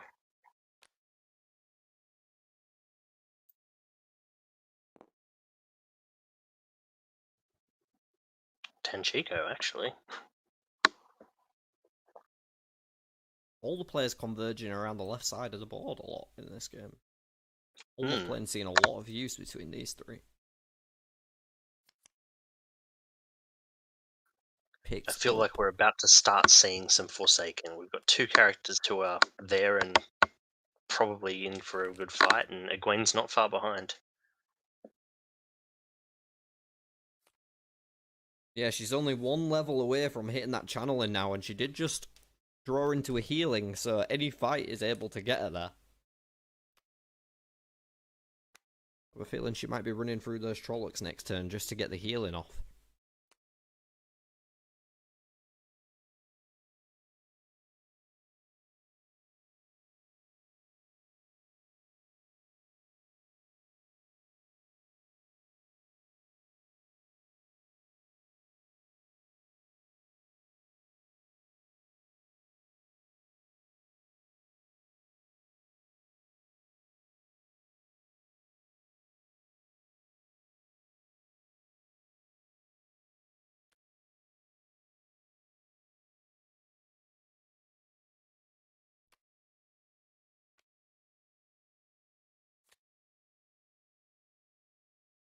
Discarding a kidnapping. Okay. Whoop. Shielding Liana. Called it. And it looks like we have a protective cocoon in response. Missed that one being added to the hand. Very nice. There's a couple of discussions about Protective Cocoon the other day. Yes, it has recently been upgraded. Used to only protect the user, now can protect any follower. And since we have seen it, an uptick in the amount of times it gets played. So, good change by the sounds of it.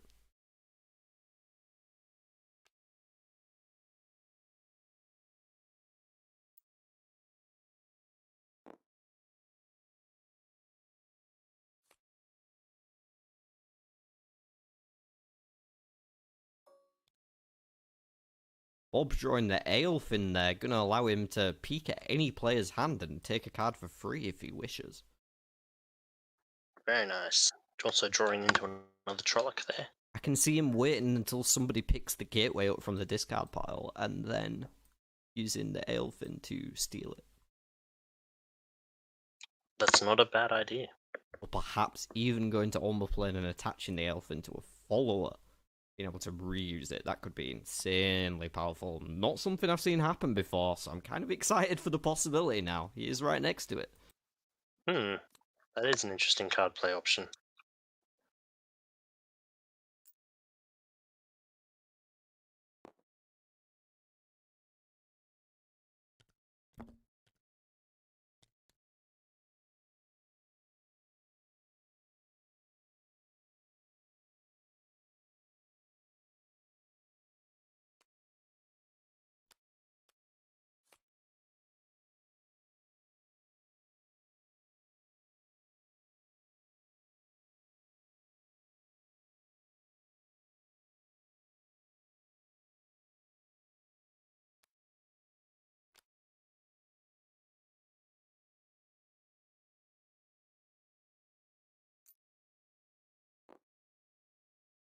Wondering when we're going to start seeing some tier 3s come out.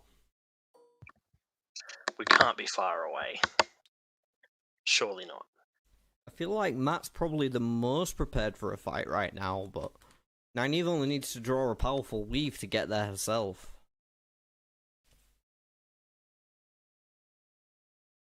It's just another tier 2 being revealed there and not deciding to push further.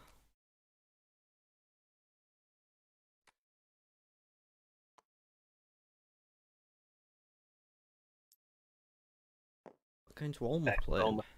Are we going to see that Aelfin come out?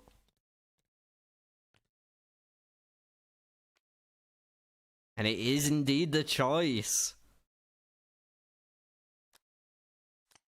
Aelfin being attached to Olva. Going to be a really nice one to be able to recycle.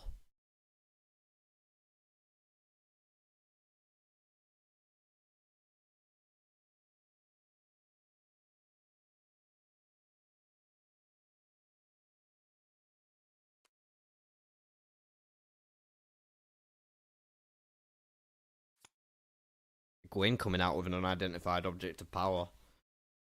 She says, I'm not liking the look at that Aelfin.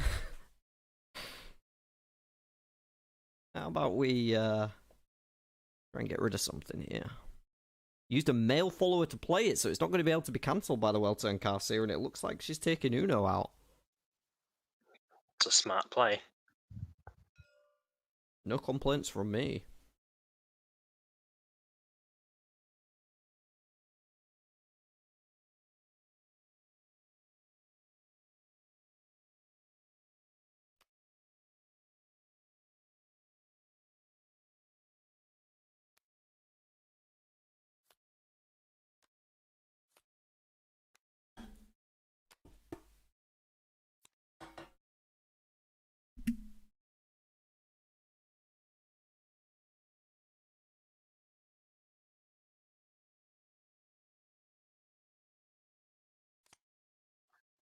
Robin tapping Rayanne. Play a... Another unidentified object of power, yeah. This time going after the Olva. That may not have actually been able to happen, that one. Why not? Tier 2 follower, isn't it?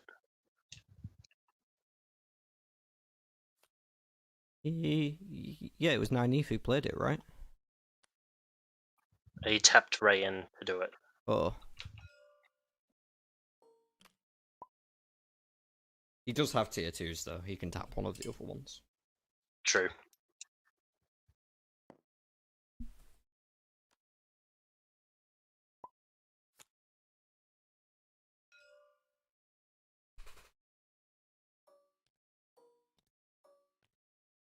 Catch there, I missed that one. Looks like he's using Marin to do it instead, which will give him a disarm trigger. True. Might be used to tap that goal down.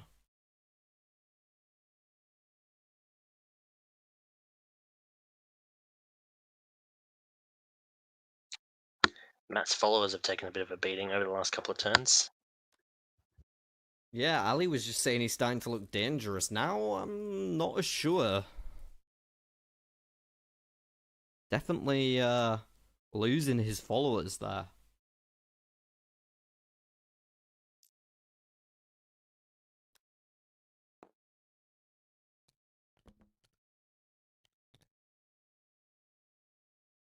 Gotta say, everyone's hand is looking a bit dry at the minute, and Egwene just pulled a Mashadar. You asked earlier, or somebody asked earlier, if we thought we'd see a Mashadar. I think Ali asked. Yeah, in the chat. Will we see it get played at some point, though? That is the real question. Mashadar, of course, for our viewers, discarding everybody's hand at the same time. Pretty intense when that one resolves.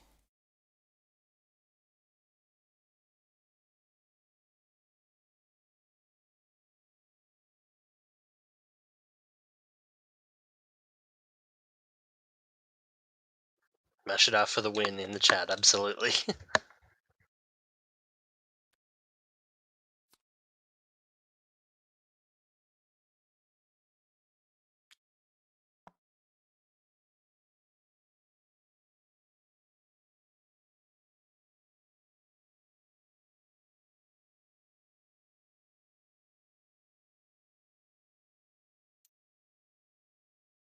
Robin moving to Tarvalon.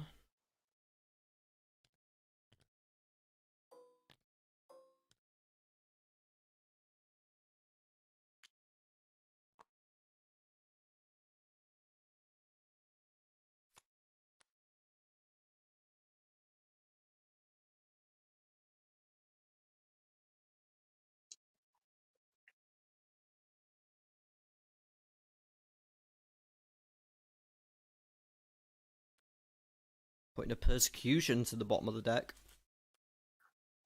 Not a bad play. Not a bad play.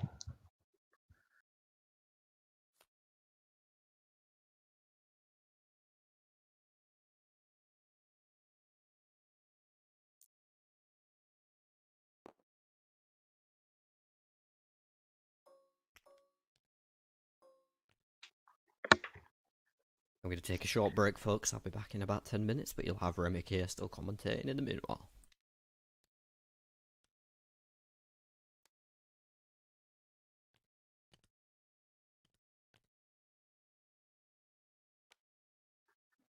Matt trying to re-establish some of those followers that he lost earlier. So, a good idea.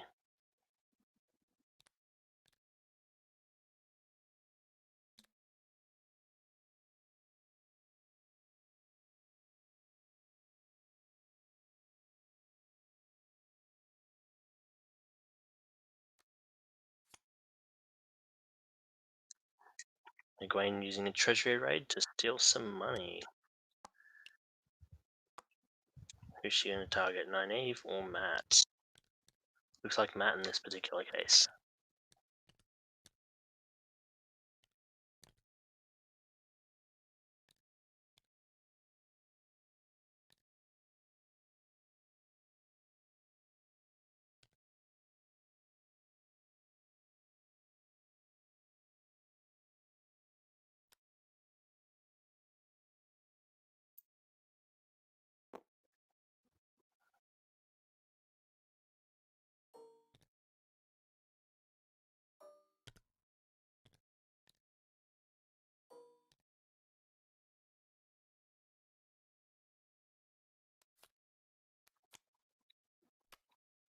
Alright, we got Baeldomen coming out.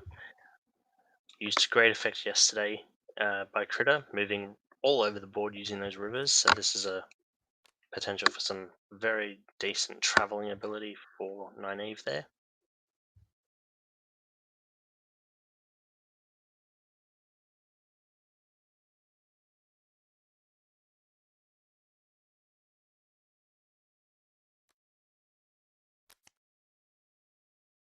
Nynaeve instead choosing to discard Beldoman.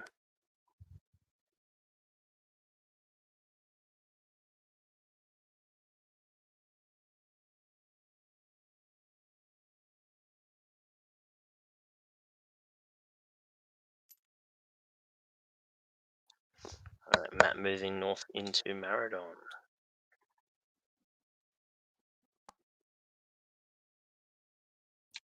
I definitely seeing a bigger point split at this point.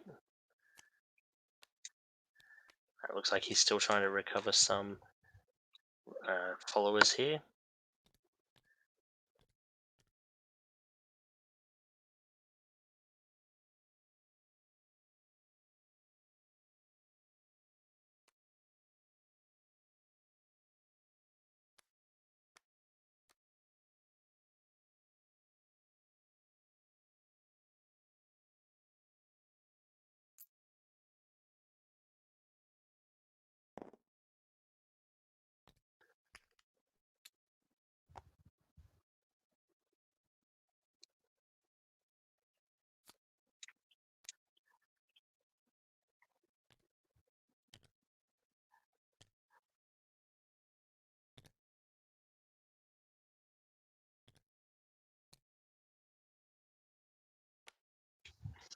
Alright, Egwene drawing up David Hanlon to fight as a Dark Friend.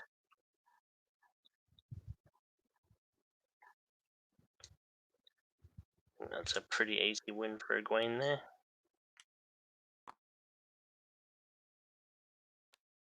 And using healing, which will bump her to level 9 and allow her to unlock her tier 3.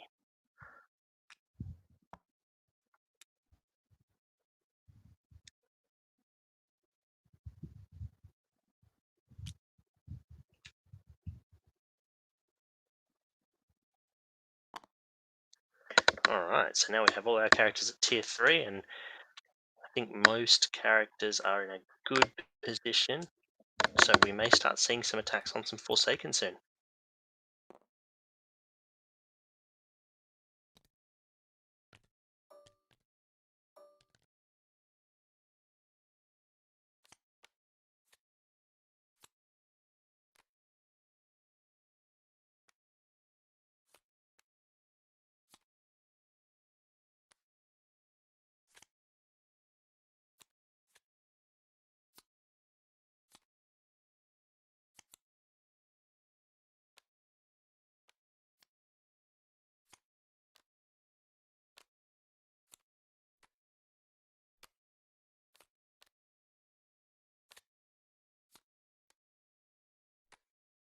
Looks like Nynaeve might be trying to find a weave.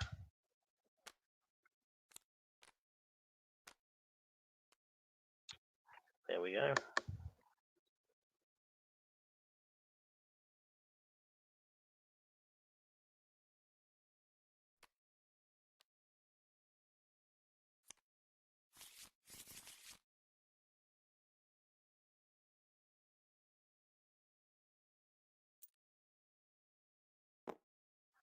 Alright, moving back to Bandara Ban.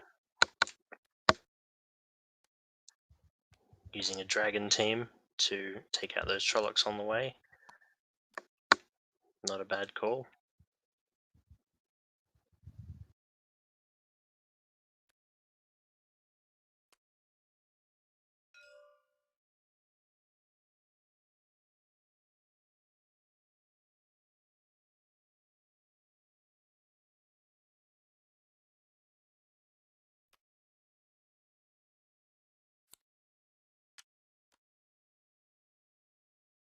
We just had an instance of cancelling a battle. That's got to be a bit painful for Matt to lose that dragon card.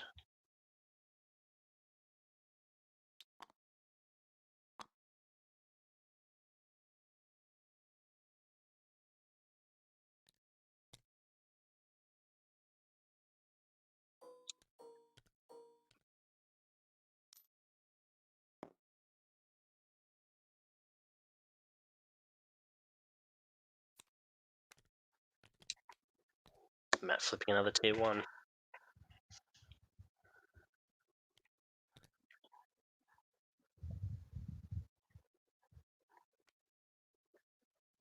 Starting to regain that strength of numbers that Matt's so good at. So I think we're going to see a Forsaken move soon.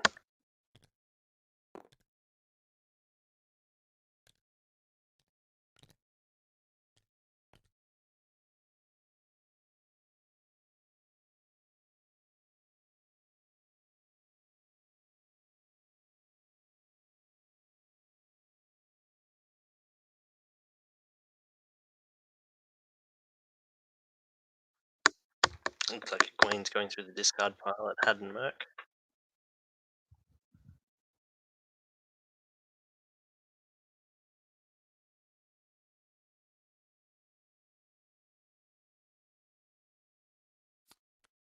And I'm back now. I caught most of that from the stream while I was out having a smoke. It looks like Nynaeve picked up a Fog off her Jangai pass, and probably not what she was looking for there. More likely to want a combat weave, but at least it might help her feel a bit more secure looking in the tier 3 deck. Matt tried the Dragon team, as you mentioned, using that ability to level up his military, as I suggested earlier on, but now without the protection from well-turned cards, it's not going to get the job done and will find its way into the discard pile, unfortunately for him.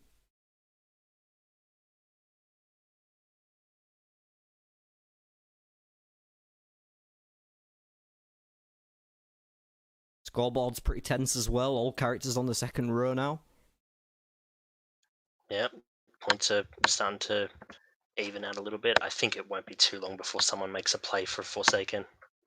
And of course, Egwene hitting tier 3 in while I was away as well. Absolutely. Picking up a Dragon team from the discard pile is Robin, by the looks of things. This is a Forgotten Tomes resolving, so a double Haddon Merc effect for him. Both him and Egwene very close to maxing out their attributes and getting 15 extra points secured for themselves in the last battle. Matt's still further on his. Not usually as much priority put on the attributes by Matt players.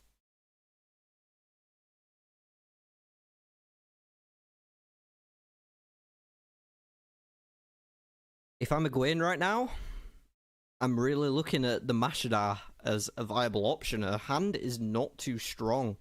Battleborn being the only real action. A challenge on her maybe to steal some favour from another player could come in handy, but I'd be real tempted to try firing off this Mashadar and see if it screws over the other members of the team.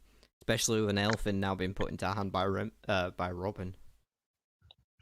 That would be a good idea for Egwene. It might even the playing field a little bit. Strip some of those weaves out of Nynaeve. I think it's a solid call at this point in the game, and Matt adds a second Blood Knife ring to the grip, along with a Tree Song and a Battleborn.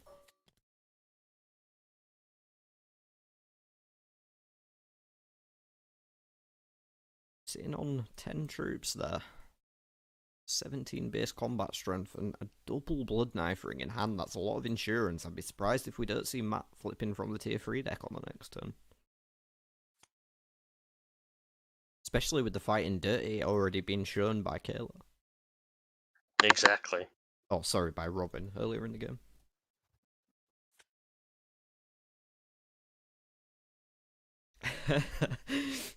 Jessica in chat saying, of course I'm advocating for Mashadar. I always advocate for Mashadar. This is an inclusive zone. And who could, yeah, Ali's asking who could cancel on Mashadar right now.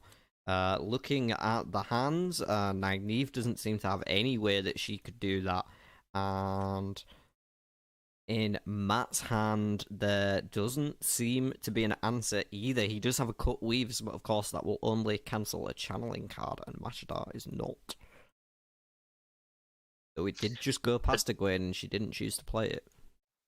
Egwene does have her tier 3 ability, which allows her to cancel a card, but that's not going to really matter to her if she's the one playing it. Yes, but it would mean she's able to push it through if somebody did have a cancel. She'd be able to answer their cancel. Very true. More insurance for it. Instead, she opts to go to Arangil, picking up an Oath Rod and Idam to add to her hand. Not the best draws, maybe even more incentive to try pushing for this Mashadar.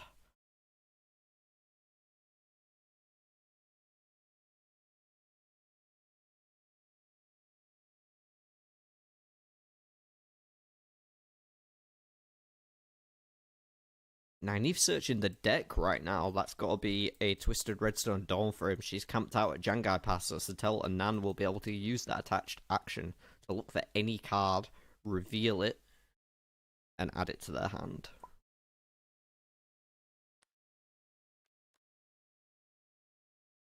Blossoms of Fire. That's a good pick. Yeah, you can't fault him. Makes even the scariest Forsaken into weaklings.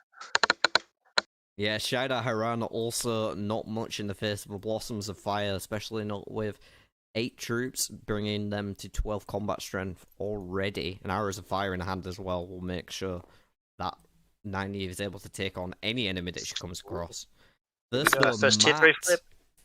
And he does find a Forsaken. It's Asmodean. Sure, he'll be able First to take tier him out 3 with and no our problem. first Forsaken. He's got 17 base strength, so he only needs to tap 3 people. 4, sorry, to beat Asmodean. And he might be tempted to do that over using the Blood Knife Rings for sure. He does also have a Battleborn in hand, so he could use that to gain the extra combat strength he needs and keep some of his followers And also up. Hopper. Yeah, I'd factored Hopper into that math.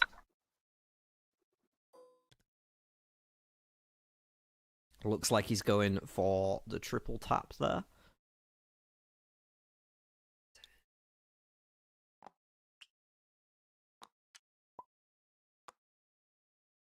Does just need to tap one more. He's even with Asmodean at the minute.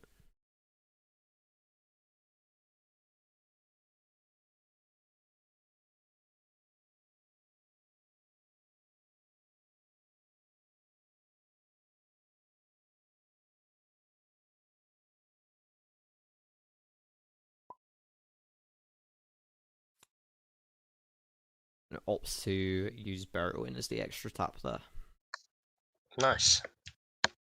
So Asmodean is defeated, the first Forsaken to be revealed and thwarted almost instantly. Matt will get to gain an attribute in every level as a result of defeating that, which is certainly not bad for him right now. He does need to catch up on those attribute scores.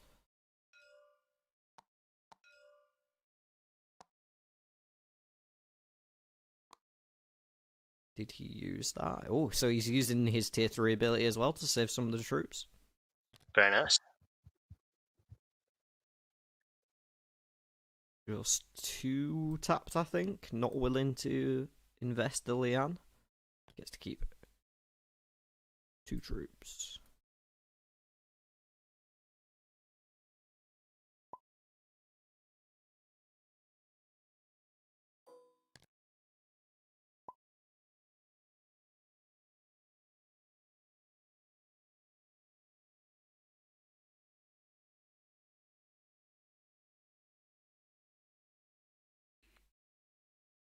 And that will push Matt's military up to 10 in a moment once those attributes have been applied. Or did he already get them? Did I miss that? I may have missed that as well.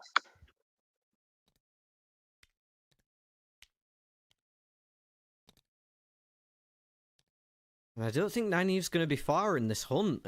For me, if I was Gwyn, I would have thrown the Mashadar straight out there.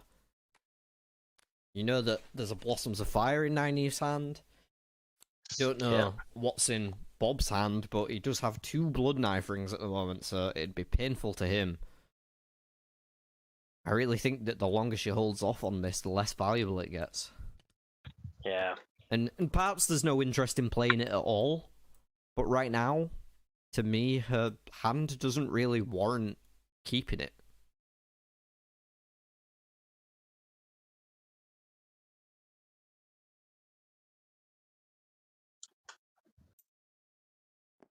We'll close out that previous poll and get a final one going here now. All of our characters are into tier 3 and we are breaking into the end game. Well, this has been a tight race so far, and one Forsaken down, it could go to anyone. Nynaeve's looking for one and finds Grindel. That's going to be a nasty surprise.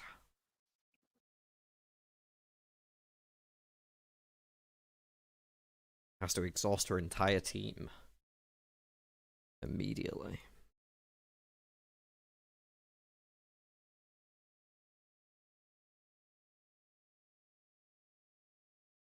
Looking at the fog, perhaps not interested in fighting Grindel, but with 13 base combat strength, multiple battle cards in hand, it could increase the combat strength more, and the Blossoms of Fire. I don't know why you wouldn't just be looking to kill her. Yeah.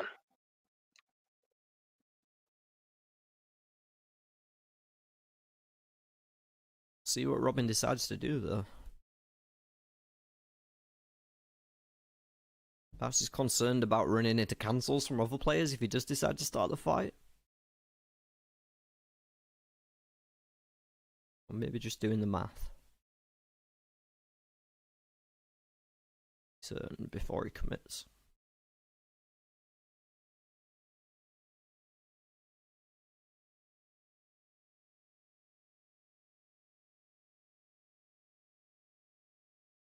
Perhaps he's trying to figure out if he can do it without the Blossoms of Fire. So he has 13 base combat strength and a charge and a flanking and a dragon team and an arrows of fire.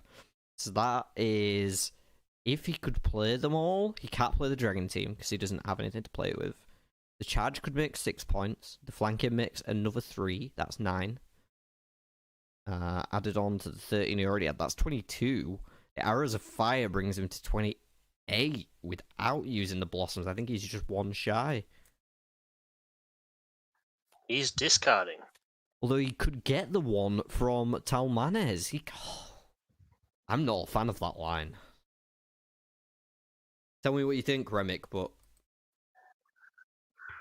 I think he should have gone for that, to be honest. I think he would have been able to do that. But then again, not knowing what other people are holding in their hands could have played into that. But he had so many cards in hand that there's no way he wouldn't get it eventually. And yeah, he could have done it without using the Blossoms of Fire. I think that was a strange choice to choose not to choose not to take that fight. Yeah, get rid of a load of cheap battle cards and gain 20 points. Seems like a pretty good deal to me. But now Grindel is going to be in the discard pile, so she will be available for anyone else to fight should they head to Tarwin's Gap. True. Although Matt is not likely to want to pick that fight, given the fact that Grendel exhausts all your followers when you fight her. Yeah, Matt's probably not going to want to pick that one. Morghese coming off the top of the tier 1 deck, keeping some cheap followers coming for Bob.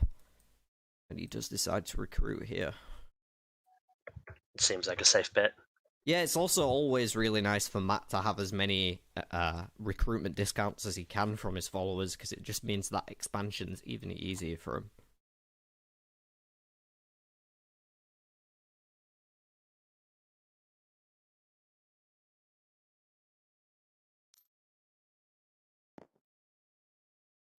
Gwyn moving to 4 kings is interesting. Recruiting Amalisa for free? I think she's looking to use the Oath Rod in her hand, which is understandable, but I'm not entirely certain what the target is. Perhaps it's aimed at that Blossoms of Fire once it gets finally brought out of Nynaeve's hand.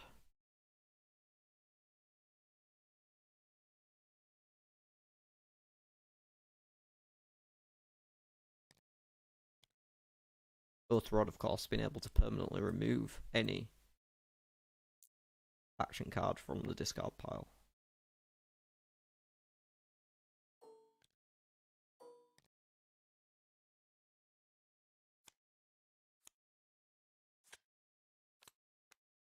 Nynaeve's going to Jangai Pass. I can only assume she's going for another weave here. That would be a safe bet. Finds a spine portal. That will let Robin know that the way is in fact clear. at least currently. Maybe it'll be enough to incentivize him to take another turn. Another try at a Forsaken next turn.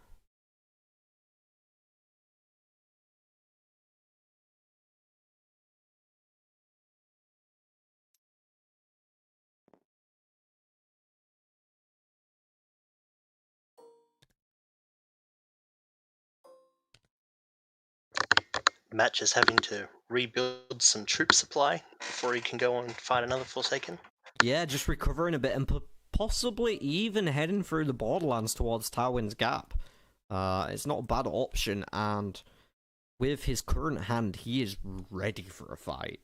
That being said, Grindal is the worst Forsaken for him, so if he does decide to fight her, he's not going to have access to these blood knife rings in his hand, or any of his followers. Very true.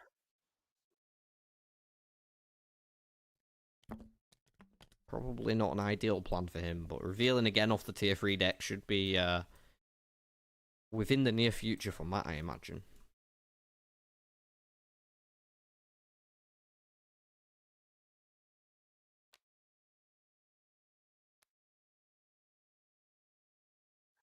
We've got Robin playing a spying portal.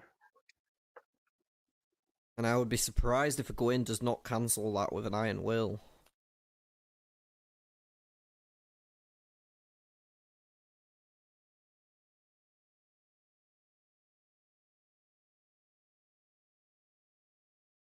It looks like she's letting it through.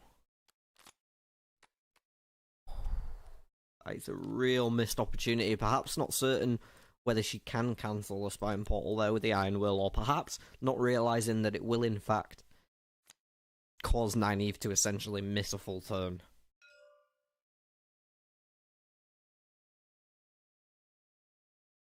I can't believe that she would knowingly let that happen.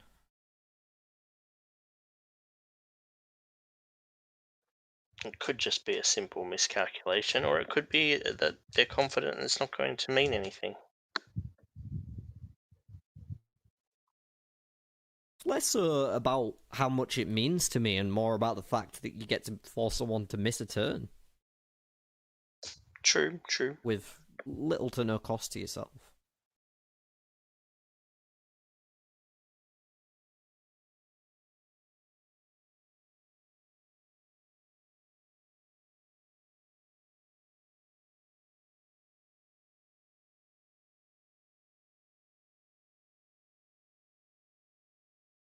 Now you've taken a long look.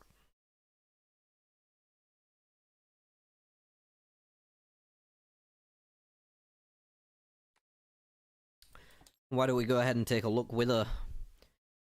Bob Sure. over there sat with 2 blood knife rings, a Battleborn, a Cold Lightning, a Tree Song, Cover Me, and a Cut Weaves. On a Gwen side of things, we've got Challenge Honor, 2 Arms, Eelfin, Mashdar, Earthrod, Battleborn, and an Idam. Matt's hand is scarily powerful at the moment. And the second turn is using Satala Nan to search through the tier 3 deck again and take any card with Twisted Redstone to offer him. Not a bad idea.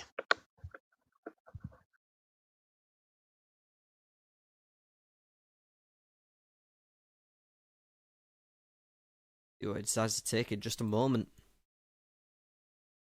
At the minute, Remick, who have you got in sights for the potential victor of this match?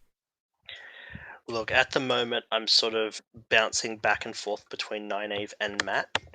I think either of those, if they commit to a big fight, stand a chance. Egwene, I think, because of the fact her hand hasn't got anything really powerful at the moment, I think she has a little bit of catching up to do, but could still happen. But at the moment, I'm definitely bouncing between Nynaeve and Matt.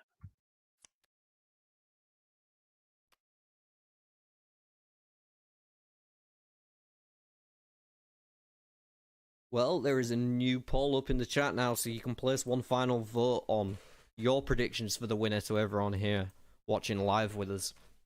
Personally, I think that Nynaeve has a hell of a strong chance of this game, adding a second Blossoms of Fire to the hand as well. Very true.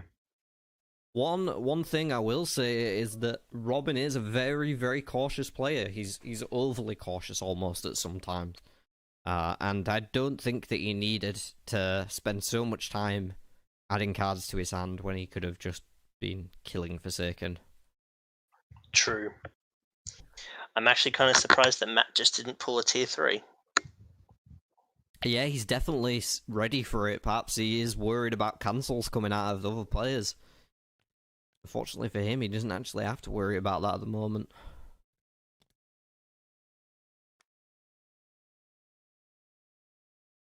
Nynaeve's got a ridiculous hand. The Gwen's is still very weak, and Matt is ready. But none of our players really have too much cancel interaction at the moment.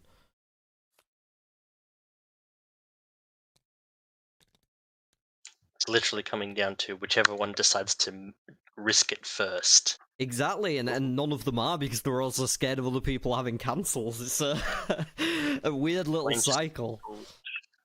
Egwene just pulled low gain. Yeah, she's probably looking at it and doesn't have enough favour to make the purchase, unfortunately.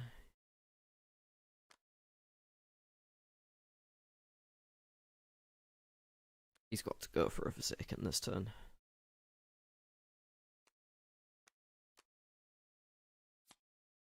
No, we'll be using Illa to play an Elfin and steal a card off another player. Perhaps wanting one of those Blood Knife rings off Bob.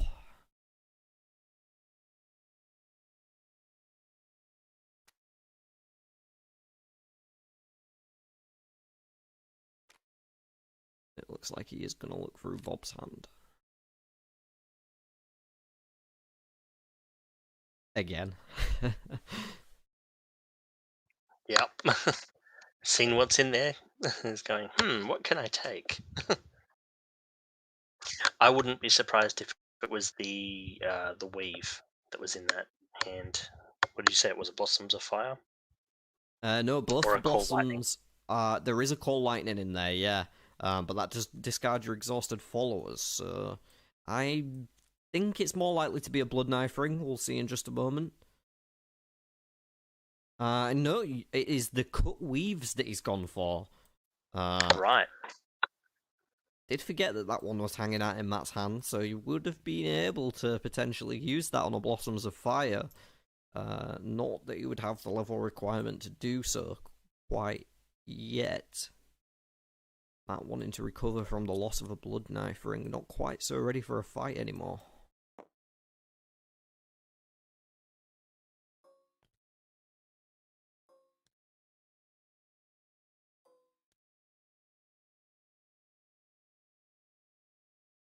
And you have to think that Egwene might be looking for a fight herself, actually.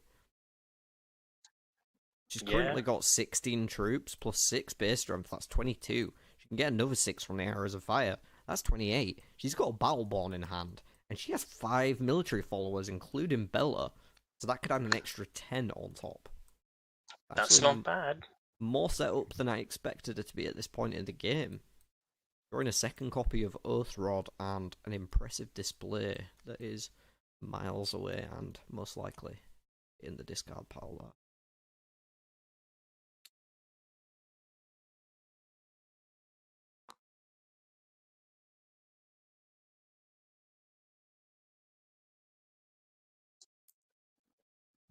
We might see a Forsaken pull this turn, I think, now that Robbins knows that they've pulled the cut weaves as a bit of protection.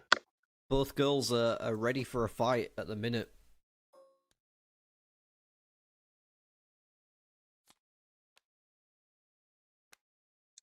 Lan will be the flip. May decide to invest in the Borderlander husband.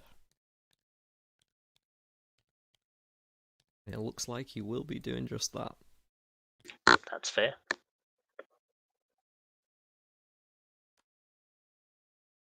Being able to prevent some troop loss is never a bad thing. Exactly.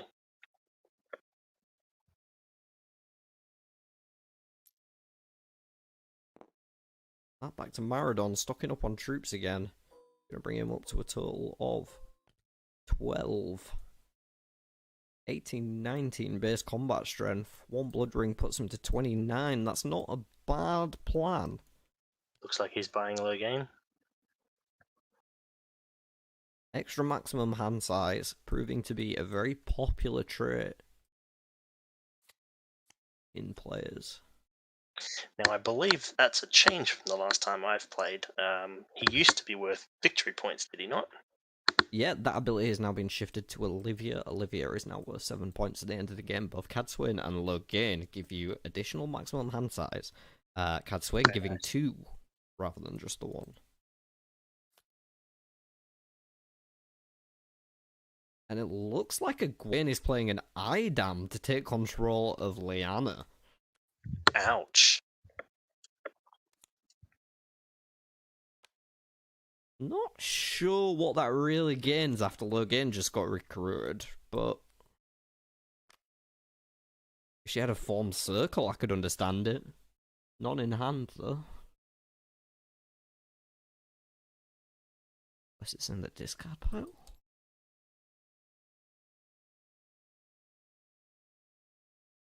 No circle in there.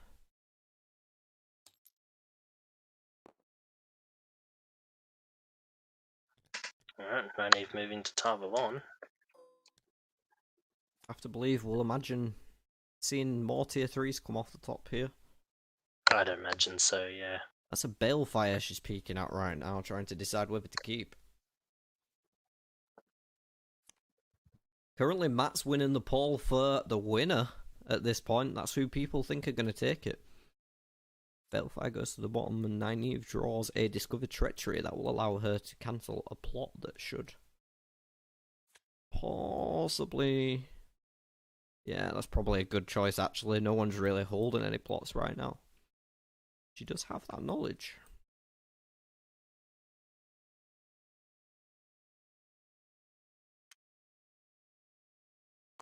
Matt fighting some Trollocs on the way to Bannerabon. Revealing Herod Fell.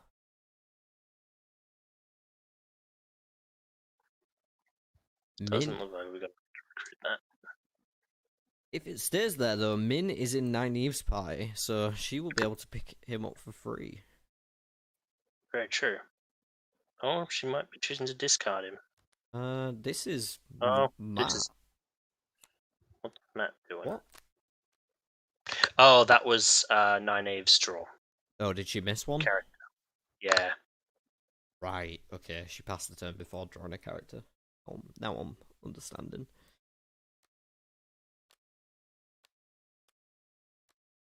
So could have had the free Herod Fell, chooses not to, instead pushes on, desperately searching for a Forsaken, instead finding only a Gold Rune. Matt now continues with his plan, going to Bannerabon and flipping a Guidal Cane off the top.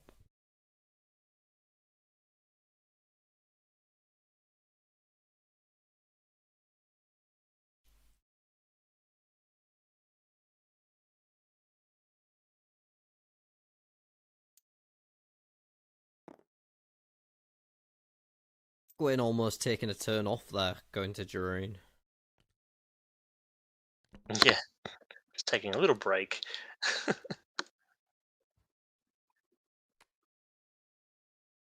Perhaps looking to get some extra cards on the way back to Arangil, or perhaps moving up to Kyrene. Either way, she is going to use the Eelfin to discard some of her useless cards in hand. I have to say, this feels like she might be setting up for a Mashadar. Yeah, maybe. If she can go to Kyrene next turn, find a fight, and use that Battleborn that's in her hand, then she'll only have the Mashadar left along with the challenge on her. She could use the challenge on her first. Her plan is run out of my hand and then play Mashadar, I have to say. Congratulations, because I didn't have the patience for that. I would have fired it off ages ago. Yeah, fair enough. I mean, it's one way to do it.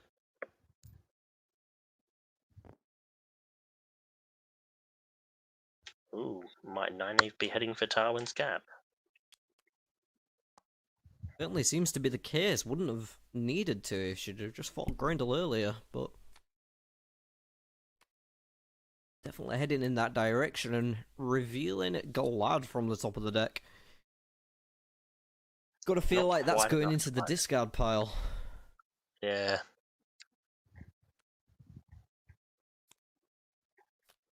Another one will be revealed. It is Balal. Oh, wow. So finding the Forsaken she was looking for. And to be honest, this feels like there is so much in Nynaeve's hand right now. She takes this easily, maybe realizes that nobody else has cancels, and then just carries on going, goes to Tywin's Gap and kills Grendel too.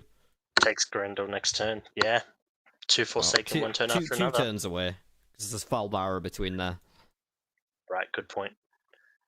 But Does she have a gateway still?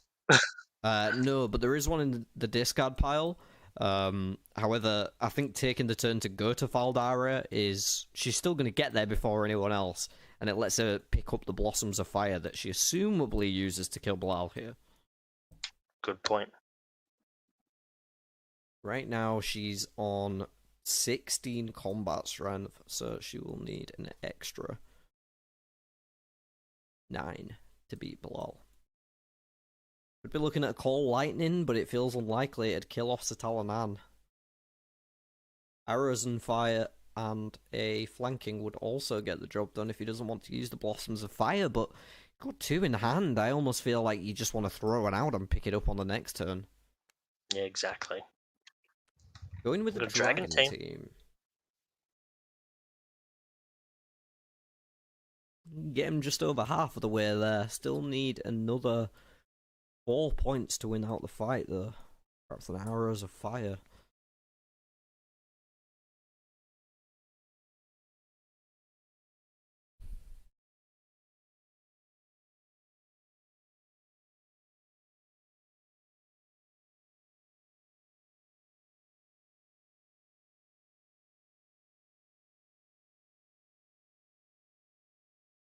Looking at town manners, how many Kyrian does he have? I count just 2.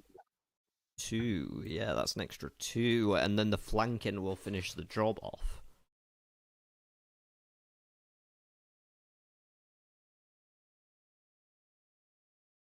Robin taking a lot of time to consider how little he can spend to get away with still killing Balal.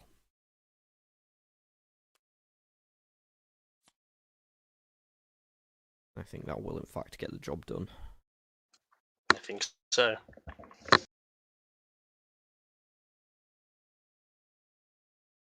Brings him to 26, which is 2 points over Balal.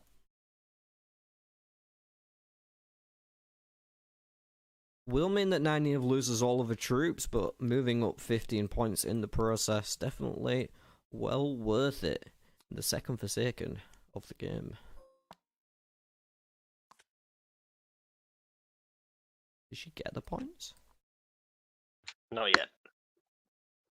Here we go, and let's take a look at the current scoreboard as it stands. Nynaeve is now on 41 points, Matt on 30, and Egwene 22. It could still go to anyone at this point. One Sure more can. Forsaken can shift the scales in any direction. However, I've got my bets on Nynaeve personally. Going I north think Nynaeve as well. through Faldara onto Tywin's Gap, unless one of the other players flips over a Forsaken sooner and kills it, which is a possibility. Yeah. However, I think Matt the has the potential. well, both Matt and Egwene could take out pretty much anyone they wanted right now, to be honest, but I think the ship has sailed a bit on this Mashadar plan from Egwene. It's going to take too long, and it definitely feels like that's what she's setting up for by emptying her hand, but by the time she gets to it, I almost feel like it might be too late.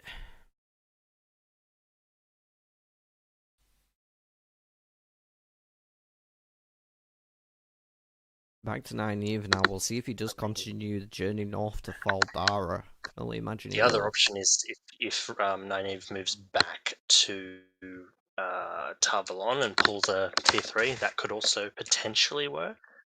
More risk involved and offsets from the actual plan. This is true. I'm sure Robin will assess his options very carefully and then pick whichever he deems to be best. And it is This looks indeed like going to it's Faldara. Perhaps picking up a spine portal? to make sure that the way is clear before going off. Yeah, that's an option. Yeah. Gets an extra rotate on his followers as well. And he's actually using a draw from the deck here instead, not going with a weave from the discard pile. This is almost why I would have preferred using the Blossoms of Fire on Bilal, because then he could just pick the Blossoms of Fire up and still have all the other combat cards that he'd used in the first fight. Yeah, especially with the prior information of having had looked at everyone's hands, it would have been a safer bet, I think. Maybe slightly less tempted to end the game, though. Now, Robin drawing a webs within webs. If he can get an additional Deus Damar level, he can gain a point for every card in Matt's hand. That's going to be 7 extra points. Oof. But Matt finds a fight with Shaidar Haran, one of the biggest enemies in the deck. In fact, the biggest, other than potentially an oversized Ravin. Shaidar Haran going to need 36 points to win. He is currently on 17. Let's see what he has to get there in his hand. A Blood Knife Ring would get him a bit further. Also has a second Blood Knife Ring still, and a Call Lightning, which he's going to use with Mullane to kick it off. I think he can get there as long as his spells get through, but the Cut Weaves is going to cancel the first battle card from Robert.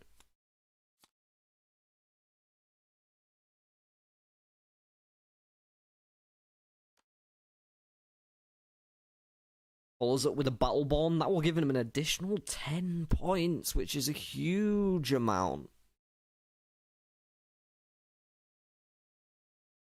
Assuming he does choose Channeling. He has 5 Channeling followers. I can't see why he'd choose any other attribute. That seems like a good call. And this is going to change the math of the game entirely if he wins this fight, Remick, because Absolutely. gaining 25 points at this point puts him ahead of Nynaeve and means that if she goes and kills Grendel, she's risking losing in the last battle without having any say in it. The fact that this is Shaidar Haran specifically and not just a big Forsaken changes the entire way that this game is going to play out. Absolutely. Shadow Haran is a bit of a wild card in that case. And you know what? I'm wrong again. Because this Shaidar Haran, if Matt wins the fight, is going to really prolong the game. Because it allows Kayla to follow up with her Mashadar finally. This is true, yeah. And then Nynaeve has nothing in hand. Matt neither. He gets an extra 10 with his troops and his base. That put him to 27, and then it looks like he's just tapped a bunch of followers to make the rest of the difference.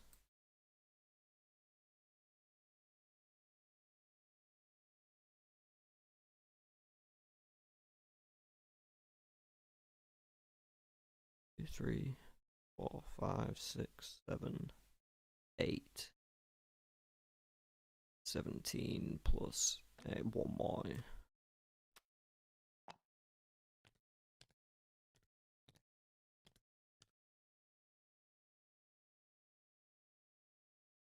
It looks like Matt did win the fight there and gain the points from Shaidar Haran.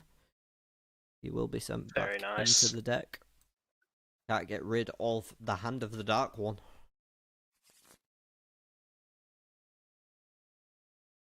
That's really thrown a wrench in the works. It has, because even though Matt still holds onto those Blood Knife Rings, he's going to have a couple of turns before he can use them.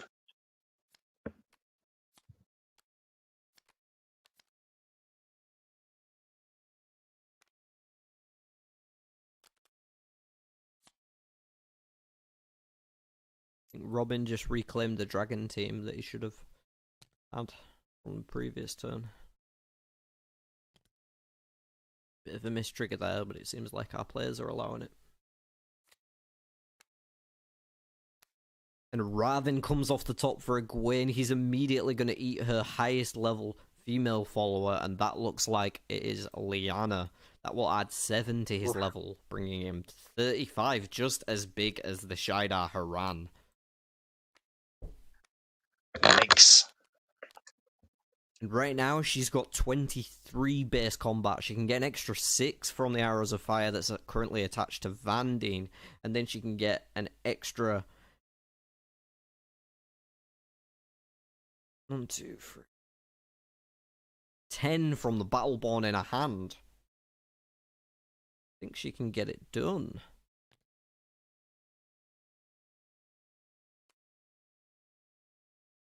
(23 plus 16 is 39.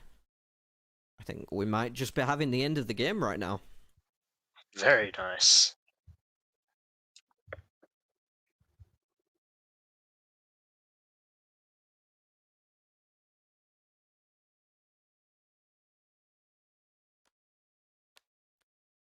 There's the Battleborn. Can only assume she's naming military as the attribute to gain an extra 10. Sounds about right.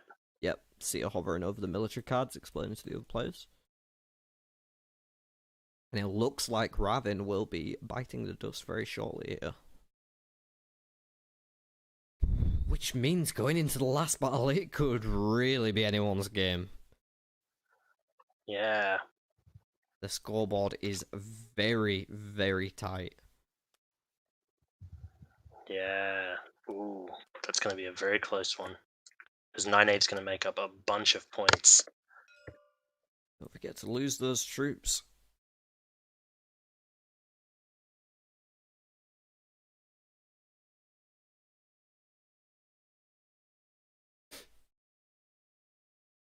Achoo! Excuse me. And it looks like we'll be moving into the last battle now.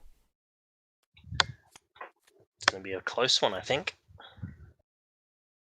We will get a good view of the scoreboard so we can watch our players totting it up here. Remick, how have you enjoyed commentating this game? I've enjoyed this a lot.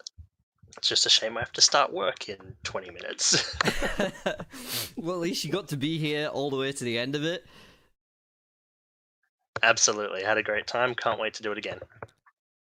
Little less pressure than when you're in the player seat, maybe. Absolutely.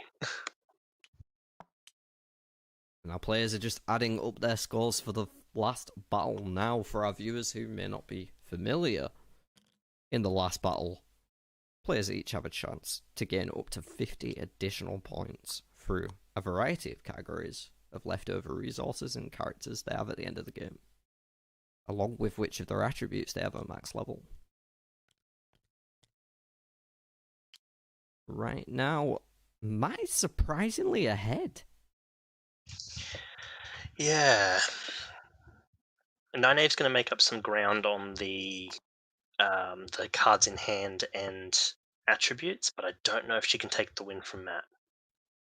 Does have a full party of followers as well. Matt's only going to get 5 points from the attributes, though. The other two both getting 10.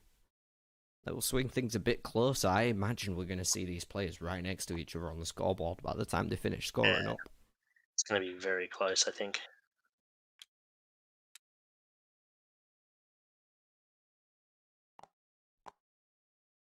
If you've watched the stream today and you've liked what you saw, please do come and join us. There is a link to a Discord server in the description. You can join that and come and hang out and play with us. We'd love to have you and share the love of this beautiful game. Absolutely, it's a great time. Is that it? Is that the final scores? Looks like Matt has won. Yeah. Very nice. Well done. GG, and it was indeed very tight. 68 to 75, only 7 points between first and last place there. That's probably the closest game we've had so far, but Bob is the winner with Matt. Well done. Egwene not winning again for a third time in a row.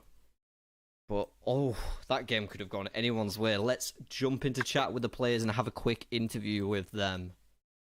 Absolutely.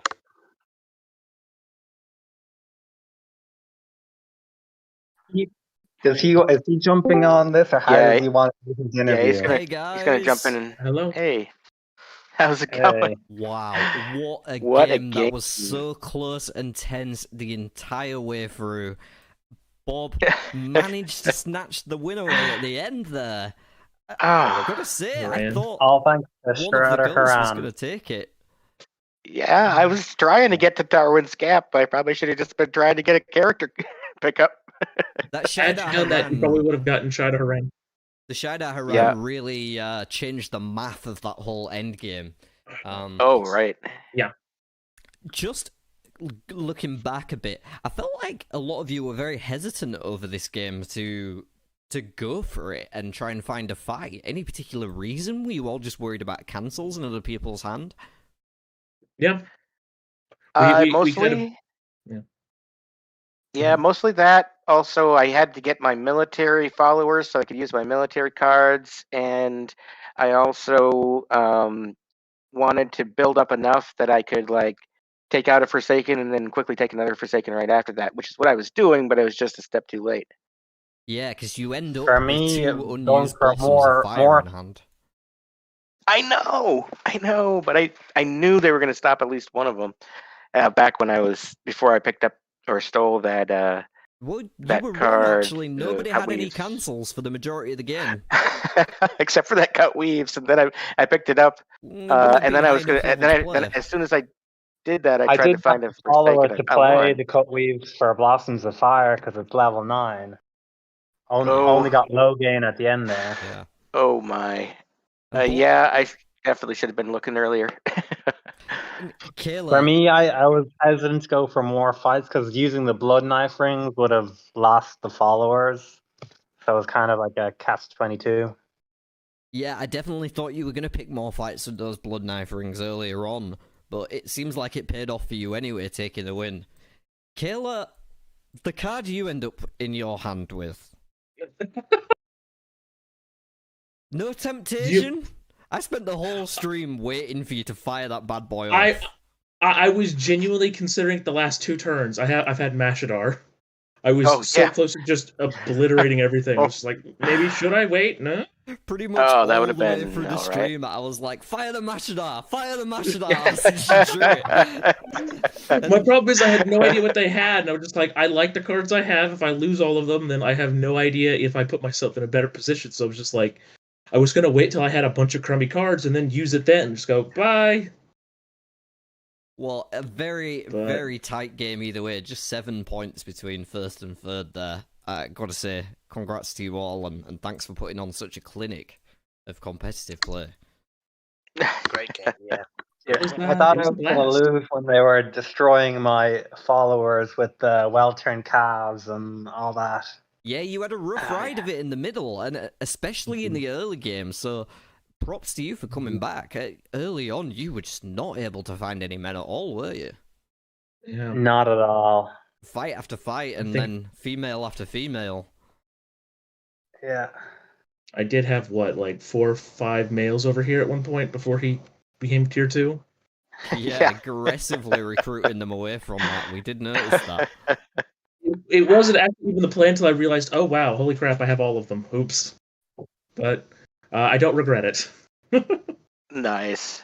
Well, thanks to all of you guys for coming and playing tonight. I'm gonna just jump out of this chat and close up the stream real quick. But we really appreciate it. And GG, of course, to Bob coming in first. Yeah, Bob. congratulations, Bob. Very nicely done. Yeah. Good game, everybody. That was a blast. I'd say anyone could have won that game. Yeah, it was could have really gone close actually. Anyway, yeah, we were saying it pretty much all the way through. All right. So, guys, that is about all for tonight. Make sure that you leave a like down below if you liked the video, and leave a comment if you're watching this back. Also subscribe to the channel. We hit 200 just the other day, and the next goal is to get to 500. So make sure you leave a subscribe so that you see more videos coming soon. We will be back in February for the second round of the competitive league, where I will be battling with Britta and Bob, we have now discovered. So you can join us in February for more action from the Third Age Competitive League, and you can join us in Third Age to play some games as soon as you like. Just join that Discord server, the link below in the description.